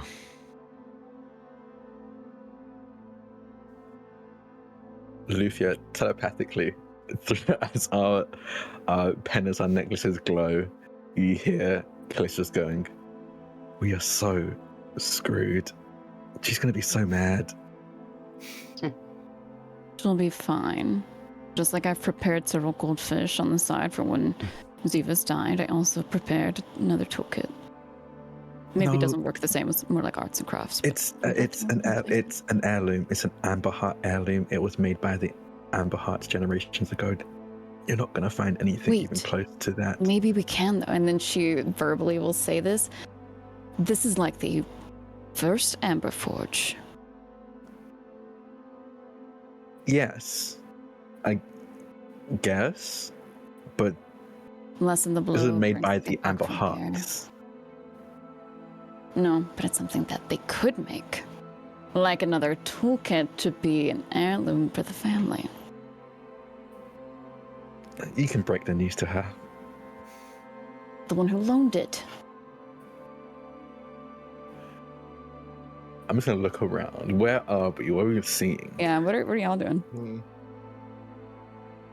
I think Myshkin is just pulling his hand out from the bottom of the elevator, and you can see the hand just slowly beginning to shrink down, and a lot of the fur around his forearm is like scraped, and you can see that there are a couple of welts here and there. It is painful, and you can see him just shake it off and just beginning to peer out of the elevator into the environment that they're in. no Cinder Queen, no army, not even an opening to the plane of fire. Only the remnants of the flame gate remain.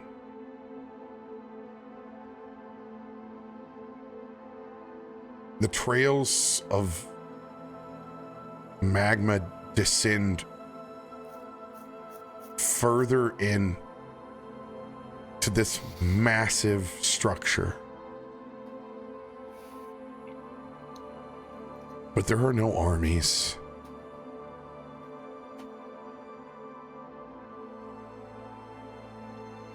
There is an eerie silence of what's left of simmering flame, as if the footprints have been left from the fire gods of the past. You guys look out to see where this lava flows, and you see something you didn't expect to. You see a structure.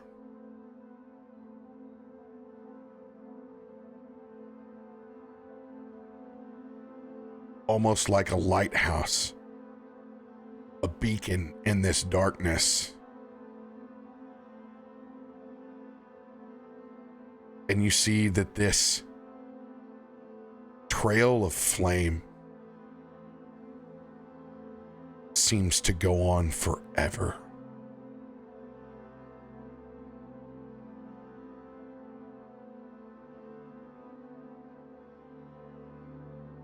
There is no army here. It's gone.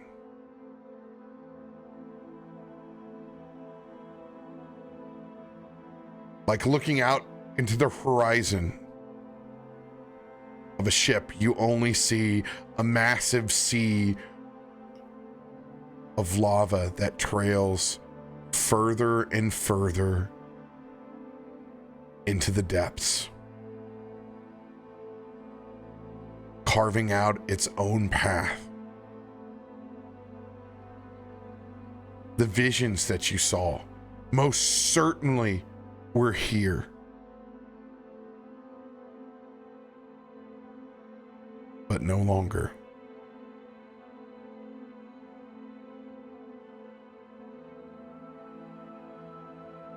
Can I look for any signs that they were ever here? There are fire giant footprints that still pool with the magma below. There's obviously permanent damage done from this arcane gate. You can see Farouk looking at the symbols and sigils on the sides.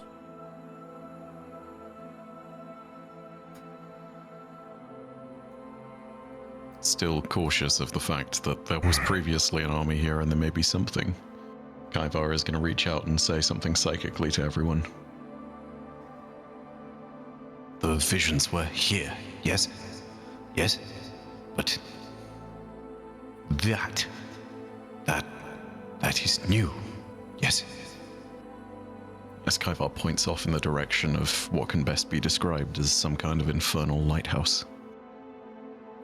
So do you mean to say that your visions already happened? And whatever Maybe. that is has been left in its wake, or... Maybe. I do not know. Well, this is new information. If we can get closer, we should figure out what that beacon is. If there's any new threats, we have to update everyone we've gathered. Yeah. How are we been to get back up, by the way? Yeah, is the elevator still intact? I thought a Boule had dropped onto the elevator, so actually don't.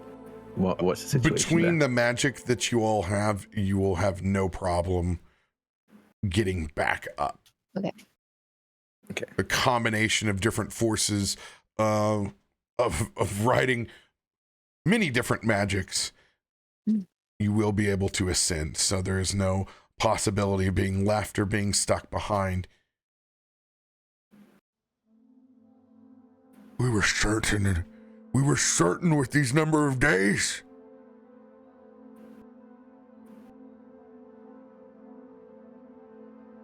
But we didn't. Well, if we were wrong, we either have more time, or we do not. In either case, we can only prepare.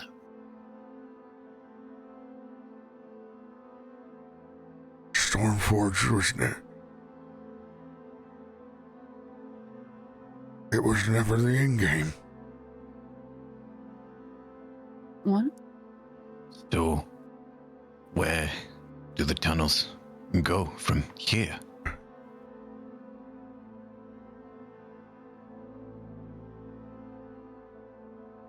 As you all go to investigate the first beacon,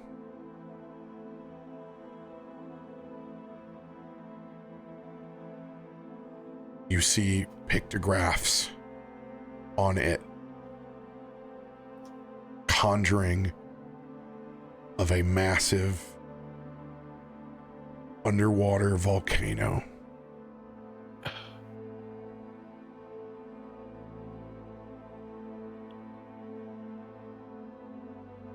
As you all depict the scenes of this flame march, huddled around the table inside the Amber Forge,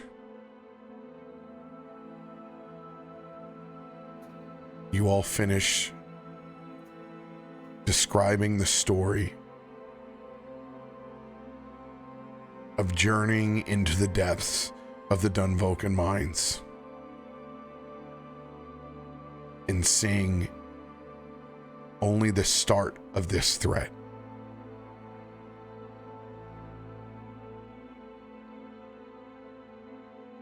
Now, far pushed somewhere else into Faltura, this army of flame slides silently through the rock and earth. The cataclysm still all too real. But to everyone else, Stormforge feels safe.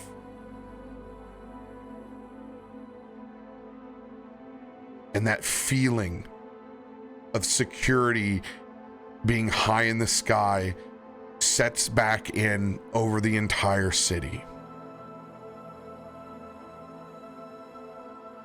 Out of sight and out of mind. What once was the looming threat that you gathered the entire city to fend off becomes a secondary thought to day-to-day life. But sitting down at this dinner table, it still sits heavy on your minds.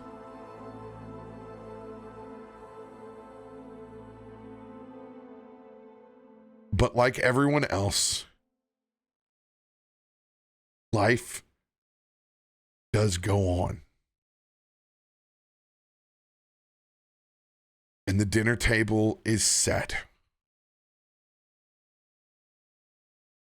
And Kaivar has a very, very familiar box that looks like a tool that he's gotten from Stormforge Freight. And you can smell all the familiar creature coverance that's made gathering inside of the most pleasant place in Stormforge you could think of.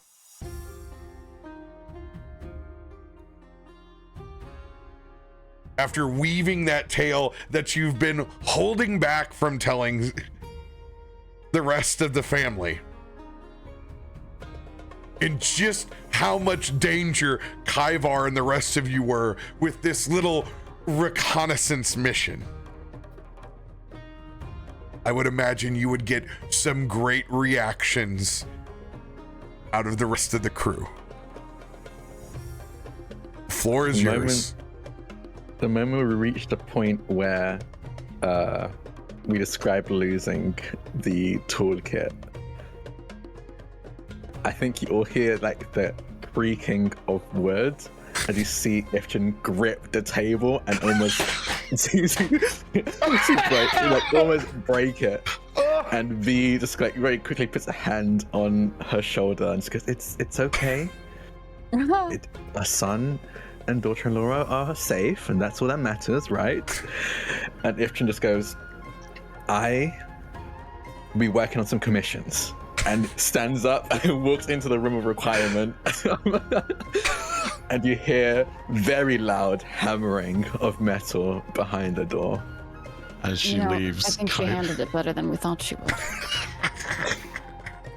As she leaves, Kaivar just sort of like gingerly sort of rotates his head around the door from the kitchen and sort of shouts back through the vox, If it helps, I can pay rent. Yes. No. The clanging just gets louder. Oh. Maybe she didn't. Yeah, no, I'll give her some time. All of you eat. I need to make a call. I think, even though it's not a threat for here directly, wherever they're going, it could be so. I think we should spread this down the warden's pipeline. Yes, yes. What Agreed. What cities have water near them in Voltura? Do I know, RoBear?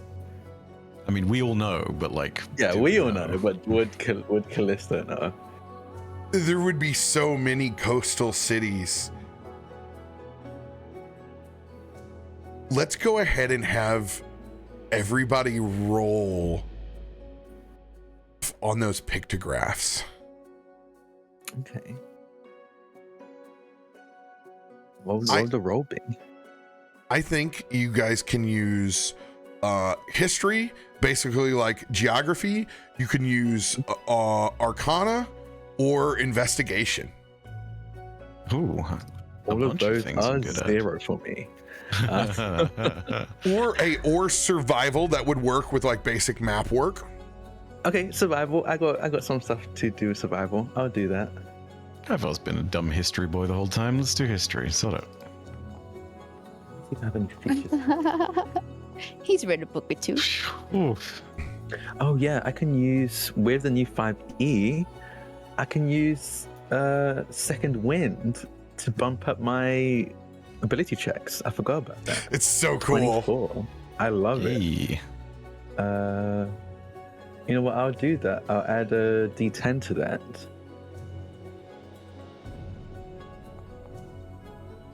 There you go. So 27.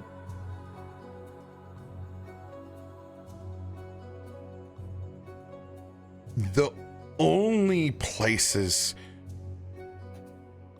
where something this hot could go undetected would be some of the deepest, darkest parts of the ocean. And everything points out to a set of fiery islands that have been active for a very long time. The Elemental Archipelagos is a spot of constant death, rebirth, and renewal. And it's a spot that has literally only been inhabited by the elements for a very long time.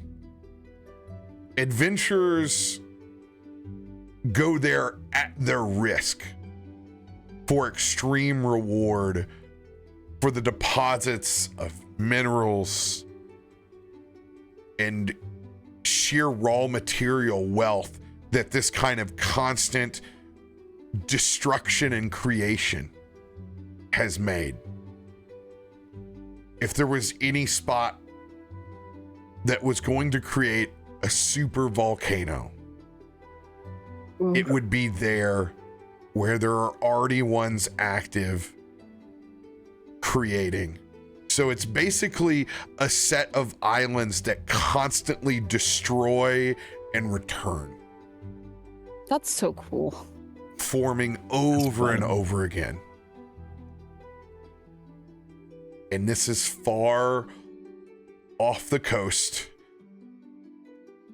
of a city called Marrowstrand.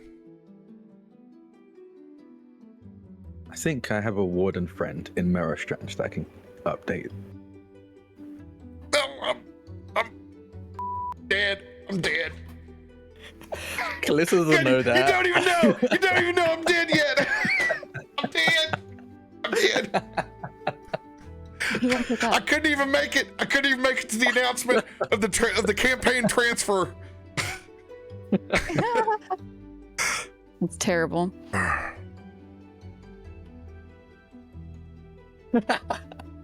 Not to speak with dead. Can I pick up their phones? Oh. Yeah, how would that work? Can I call the dead on the phone? We had one dream scene with us on the porch, and we were crying last night. I can't.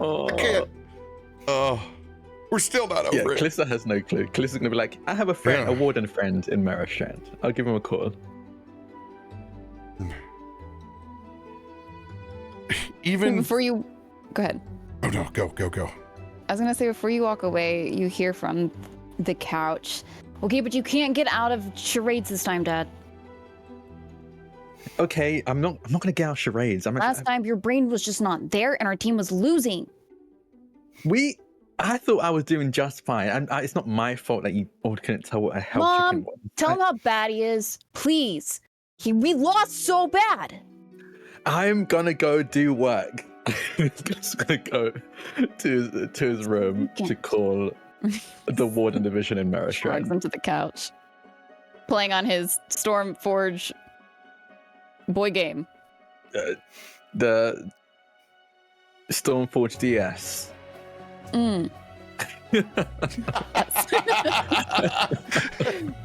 Advanced. Damn, 2 screens? Shit. No, it's like a whole computer system. It's the Stormforge DS is like it's a double screened Etch-a-Sketch. Like I mean, you can make one of those in Minecraft. I was going to make the joke that the whole volcano chain is the Redstone Archipelago or some nonsense instead of Yellowstone. So I don't know, maybe that's what you go ahead and get the minerals for and then bring them back so you can make Stormforge's very own boy game. That's right, boy game advanced. Boy game improved. I don't know. Lawyers, please don't hate us. I don't know. I am going to meticulously butter the shit out of some zucchini bread and giant pillowy rolls that I take out of terracotta pots, and I'm gonna carve those up in half, and I'm gonna slather those with honey butter and strawberry butter and lay out the absolute carb blitz for the appetizers tonight with a big toothy smile on my face as I keep trying to take a peek at what's in the oven, but I have no idea. I keep getting shooed away. I think even though Ifjin's the openly mad one, V is very good at being passive aggressive. So I think everyone's in their bad, in a bad book. So yeah, definitely shooing Farouk away. But I can help. Nope. You just take a seat and be patient. Well, hold on a second. We got a room of requirement type situation going on in the Amber Forge, right? Ifjin is currently using it to vent their anger. I was gonna go in there and be like, "Can I just wish for the tool?" No, I said that you have the replacement in a box. Oh, I thought you were talking. Sorry, when you said that, I thought you were talking about. Oh, you have some terrible replacement that's like. No. Like you have the best all-purpose tool that you can purchase inside of a box, but you're like, when is the proper time for this? Yeah. Oh my god, sorry, I didn't register that. I thought the way that you were wording it, you were like, I have this Fisher Price replacement thing instead. I'm so sorry. Robert tries to kill me in this. He said we were just gonna eat. He tries to kill me. Now he says I also buy shit tools. Like what a dick. He's like, take the diplomatic path. Take the diplomatic path. And no, they shot the messenger this time. They'll never know it's actually a silver ring. I spray painted it gold like the last one. Yeah, right.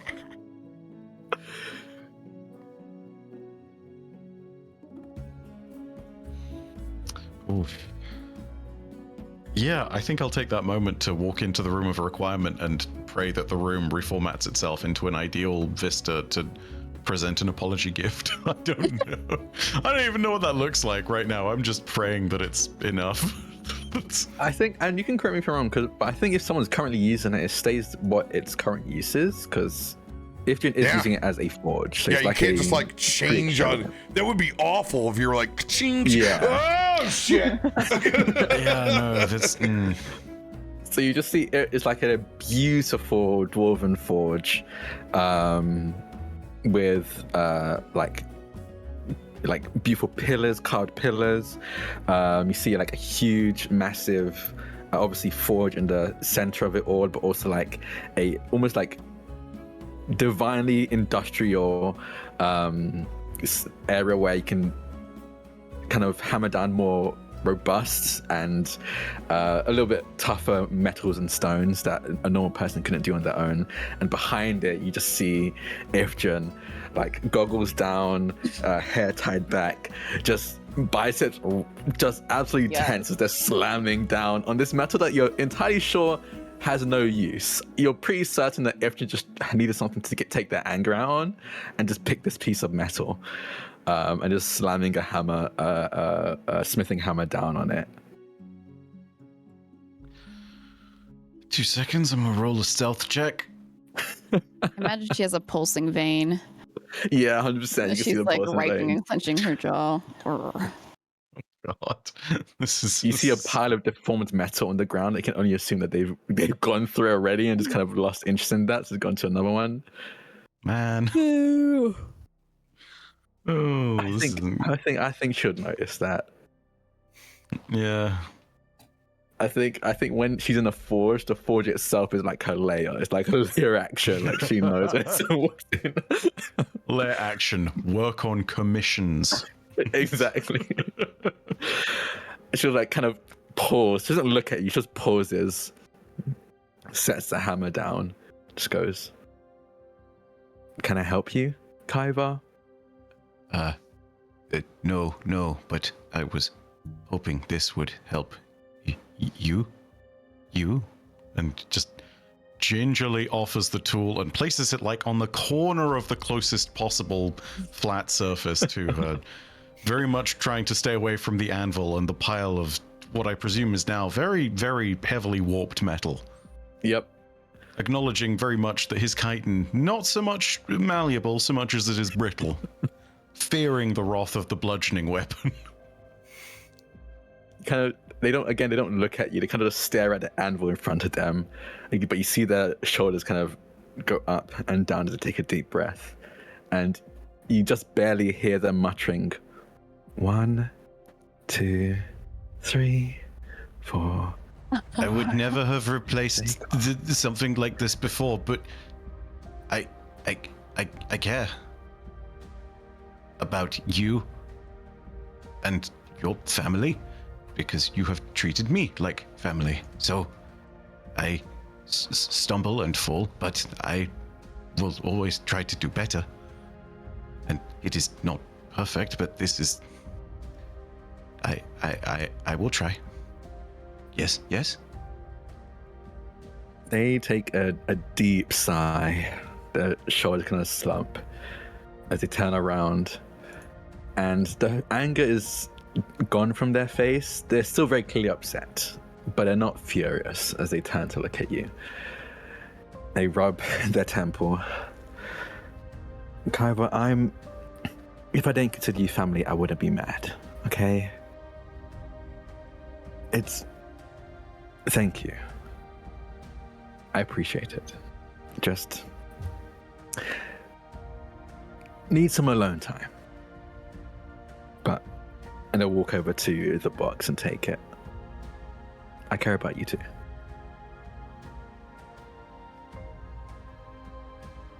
See a little kind of like palm momentarily, and then just a tiny bit of pep in his buggy step. And then, I casted contingency, so if it gets lost again, it will reappear in your hands. Yes. They will open the box and kind of smile, looking down at it. Not as good as my work, but it will do. Thank you. And they'll take it and turn back to the anvil and go, I still have commissions to work on, as they continue just hammering on this warped piece of metal. Our buggy boy dropping the extended warranty in D&D. A whole 6th level spell slots worth of it.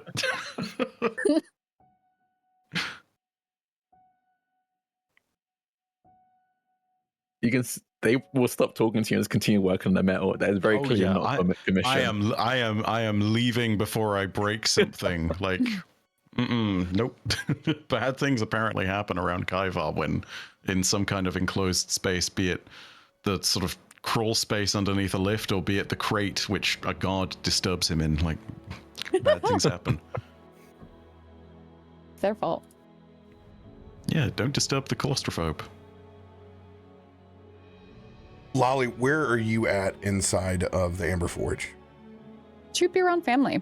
I don't think that she has anywhere that she needs to be or busyness that she feels. So, around the group or general leftover group that hasn't dispersed.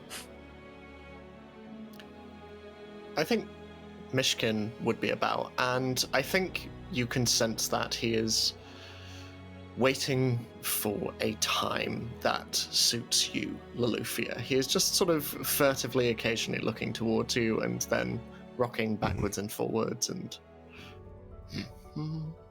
Kallisto will I think Kallisto will walk by, noticing this, just talk to her. Look like a nervous high schooler.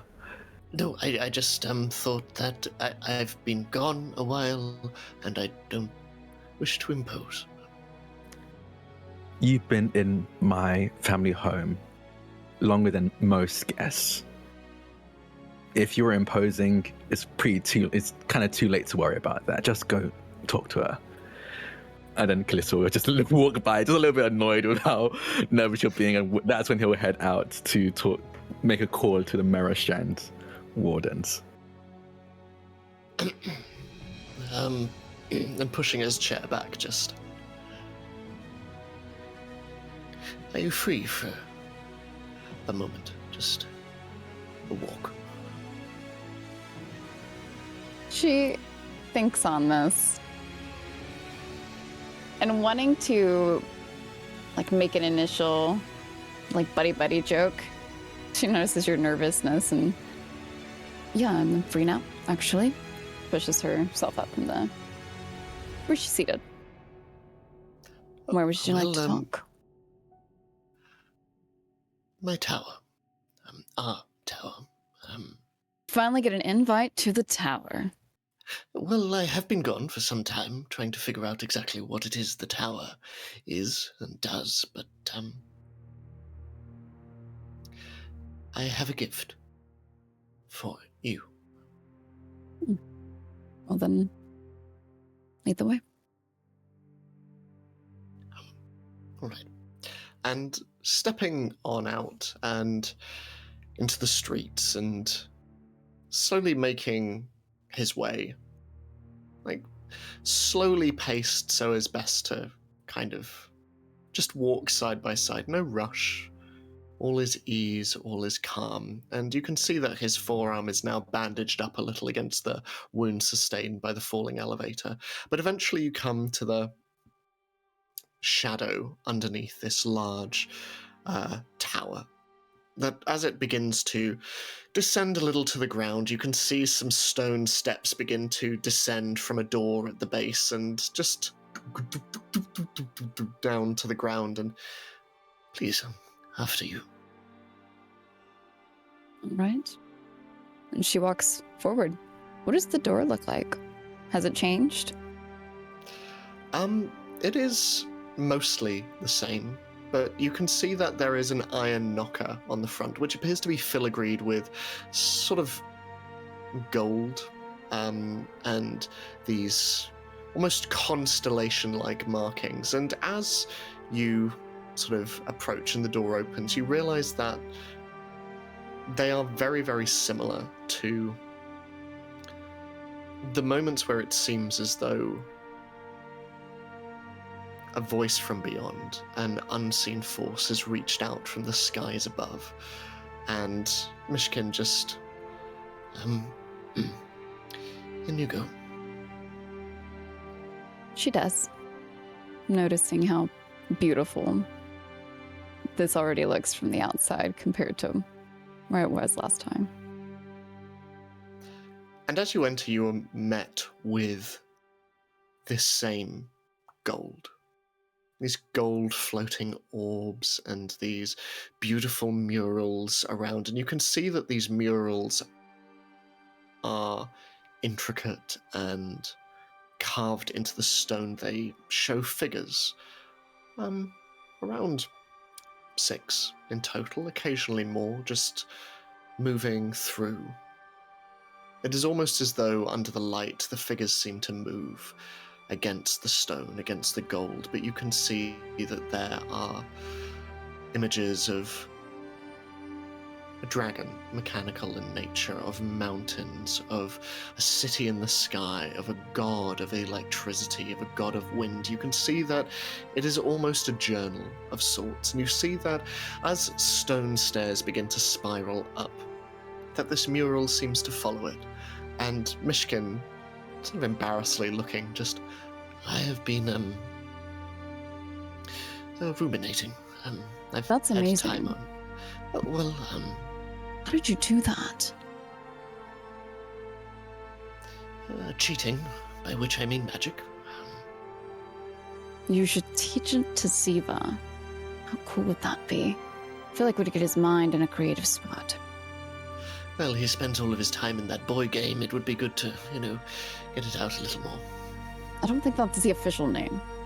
Oh, okay. Well, He's been calling branding that for is some reason. important.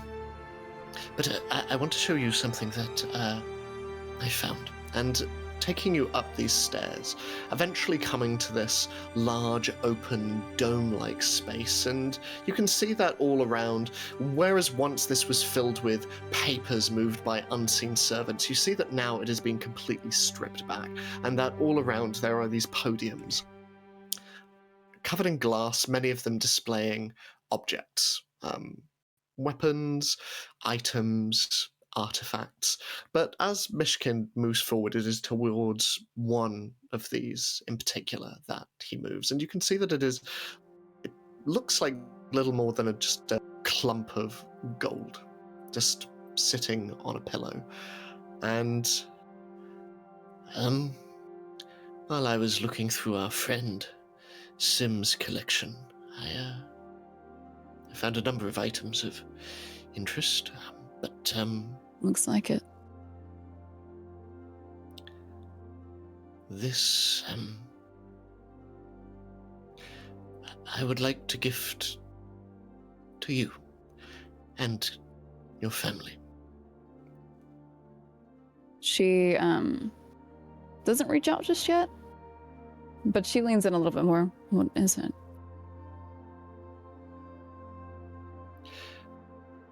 I have been using it to walk through and revisit memories, remembered and forgotten. What? I thought, I've been using it to see my mothers again. Not that they can see me, but the memories are true. But, I thought perhaps it might be of use. It's very thoughtful. Well, and she would want to. How are you holding this? At the moment, he is simply gesturing to it on the pillow.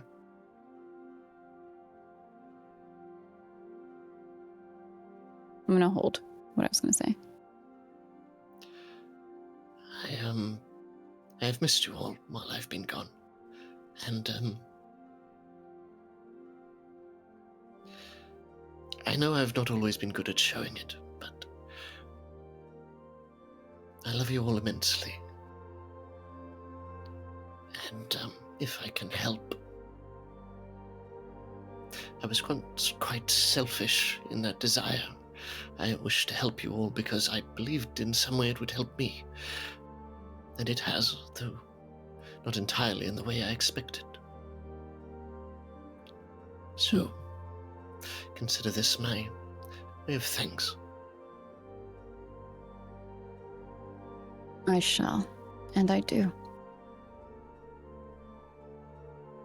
How do I touch it? Sound like a certain way to pick it up? Do you... You can take it. You will know. As I did.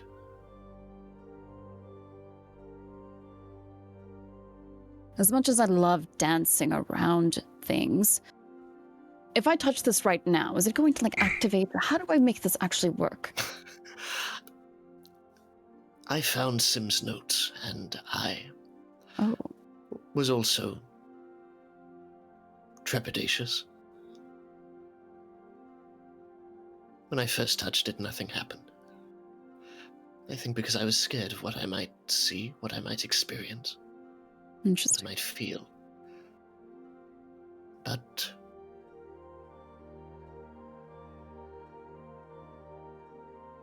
at a certain point, I simply asked.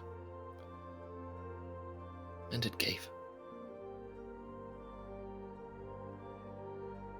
She's gonna hug you. Oh, That's very, very, very thoughtful, Myshkin. I hope you know how much we love you back. You are our family. Your moms are our family.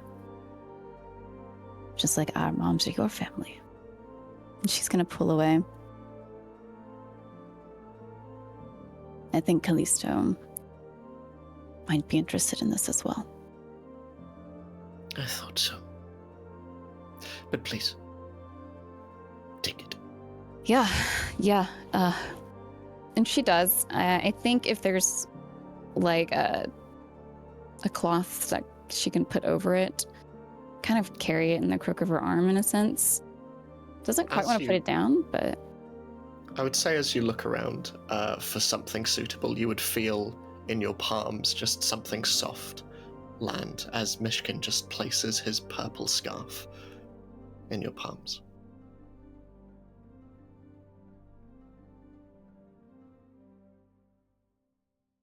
You know, I don't usually get emotional. Are you sure? You are family.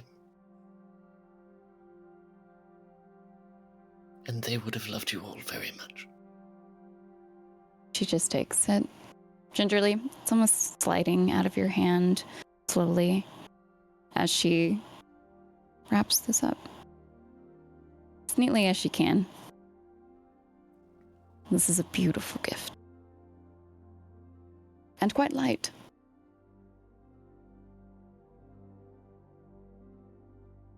Now, what else is around here? There is so much. I have to show you so much, and Myshkin is just going to grab your hand and just like kind of drag you through it. Just be okay, like, hang on, you're taller. This and this. As you guys all gather back around the dining table, as it's finally time to enjoy the feast. What has been in the oven? Are the pots or pans? Okay, do I have to think of this? Okay. This is you, yeah. This is you. What's been the surprise? Oh boy. Well, obviously zucchini bread because that's all Faroük. That's been out. The appetizer's been out. What is the main course that has been hiding? This just a really. I had it the other day, but like Brussels sprouts and pistachios, amazing. Anyway, so good. Oh, for sure. No, for sure. Everybody can add roasted sides. Mashed potatoes. A proper good southern chicken pot pie. All roads lead to pot pie, baby. It's actually dwarven, but yes, I guess southern's close enough. Southern dwarven. You know? Yeah, southern dwarven. Yeah. I would say in this case, since we're not going to get together for New Year's, we're going to have at least a salt crusted prime rib. Oh, okay. For sure. So there's going to be, that is one of the proteins, a massive salt crusted prime rib. It cracks and takes the crusting off, and you the perfect medium rare in every slice. The fat is just perfectly rendered as it carves these 2-inch thick primal cuts of prime rib off for everyone. It's truly, I think they had initially thought, just to make this, to kind of rub salt in the wounds a little bit more. I think this was the first time the heirloom, the all-purpose tool, had been like handed down. Like it's always been Ifrit who uses it. And knowing that we're going down back into the Dunvolcan dwarven caves, Ifrit was like, "You're gonna need some dwarven tools down there just in case." So gave it to us. So this is meant to be a celebration of officially handing down this heirloom. So it's all of it's like a feast of like if you're vegan, if you're vegetarian, if you can eat meat, you have something to choose. And too much to choose from, regardless of your dietary needs or wants. This is very much has the look of a celebratory meal without the air of it because of the lost all-purpose tool. But yeah, I think it's going to be a lot of spices for sure. Actually, no, I think it's going to be a lot of spices, yeah, but a lot of cool savory foods as well to take the edge off the fact that we just went into a volcanic mountain. I think they probably made, I don't know, probably for Ziva, probably made like homemade ice cream, like pecan ice cream or something like that. Yeah, I can't think of any specific foods, but all of the heavy meals you can think of, they made. As you guys enjoy a feast together, well earned, knowing that Stormforge is in a far better place for having all of you met. You guys get to raise one last glass together over a great meal in your favorite place together.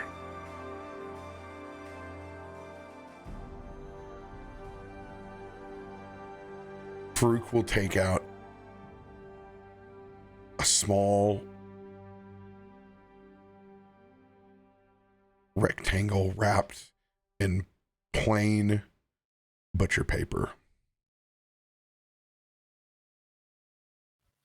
And he will open it up and set it down facing everybody else at the table. And it's an old tin photo. And that photo is of the birthday party when you guys were all outside gathered together.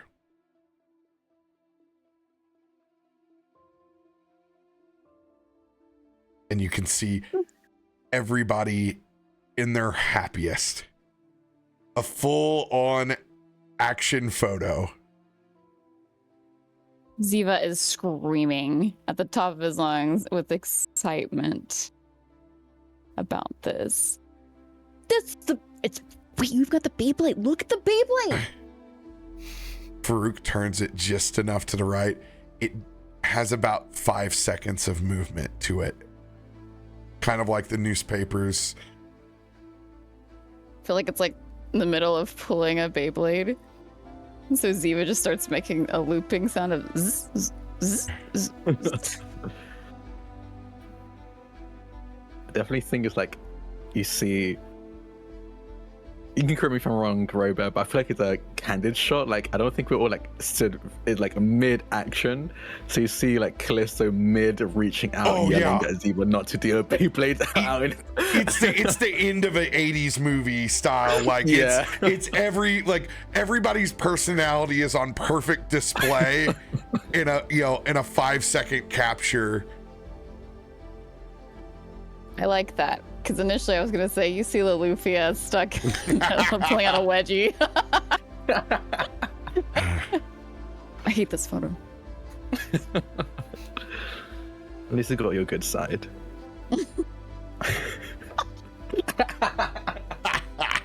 Oof. I heard heard it, and then I heard it. And as you all descend into your evenings to get a well-deserved rest, final nightcaps had, one good long rest left together as a full party inside the Amber Forge. Faroük is going to fly in Farouk's golden eagle up into the windowsill. I know. It's time, old friend. And Faroük tucks his note in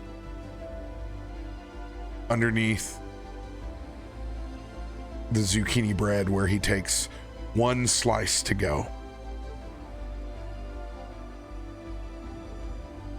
As he looks at that map in his hands. Hope you brought your bathing suit, bud. And he leaves a note to the rest of the party as he turns into a golden eagle as well. And in the middle of the night, he begins to fly towards Marrowstrand.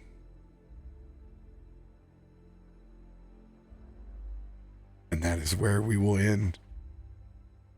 Where the heck is Marrowstrand? Stormforge. I can't read maps well. You roll a 1 on your survival check. You end up somehow in Galadriel. Stormforge and Greater Stormforge. Beautiful. I love how you connect your stories. Meteor Core birthed to those, and now it's like gift that keeps on giving.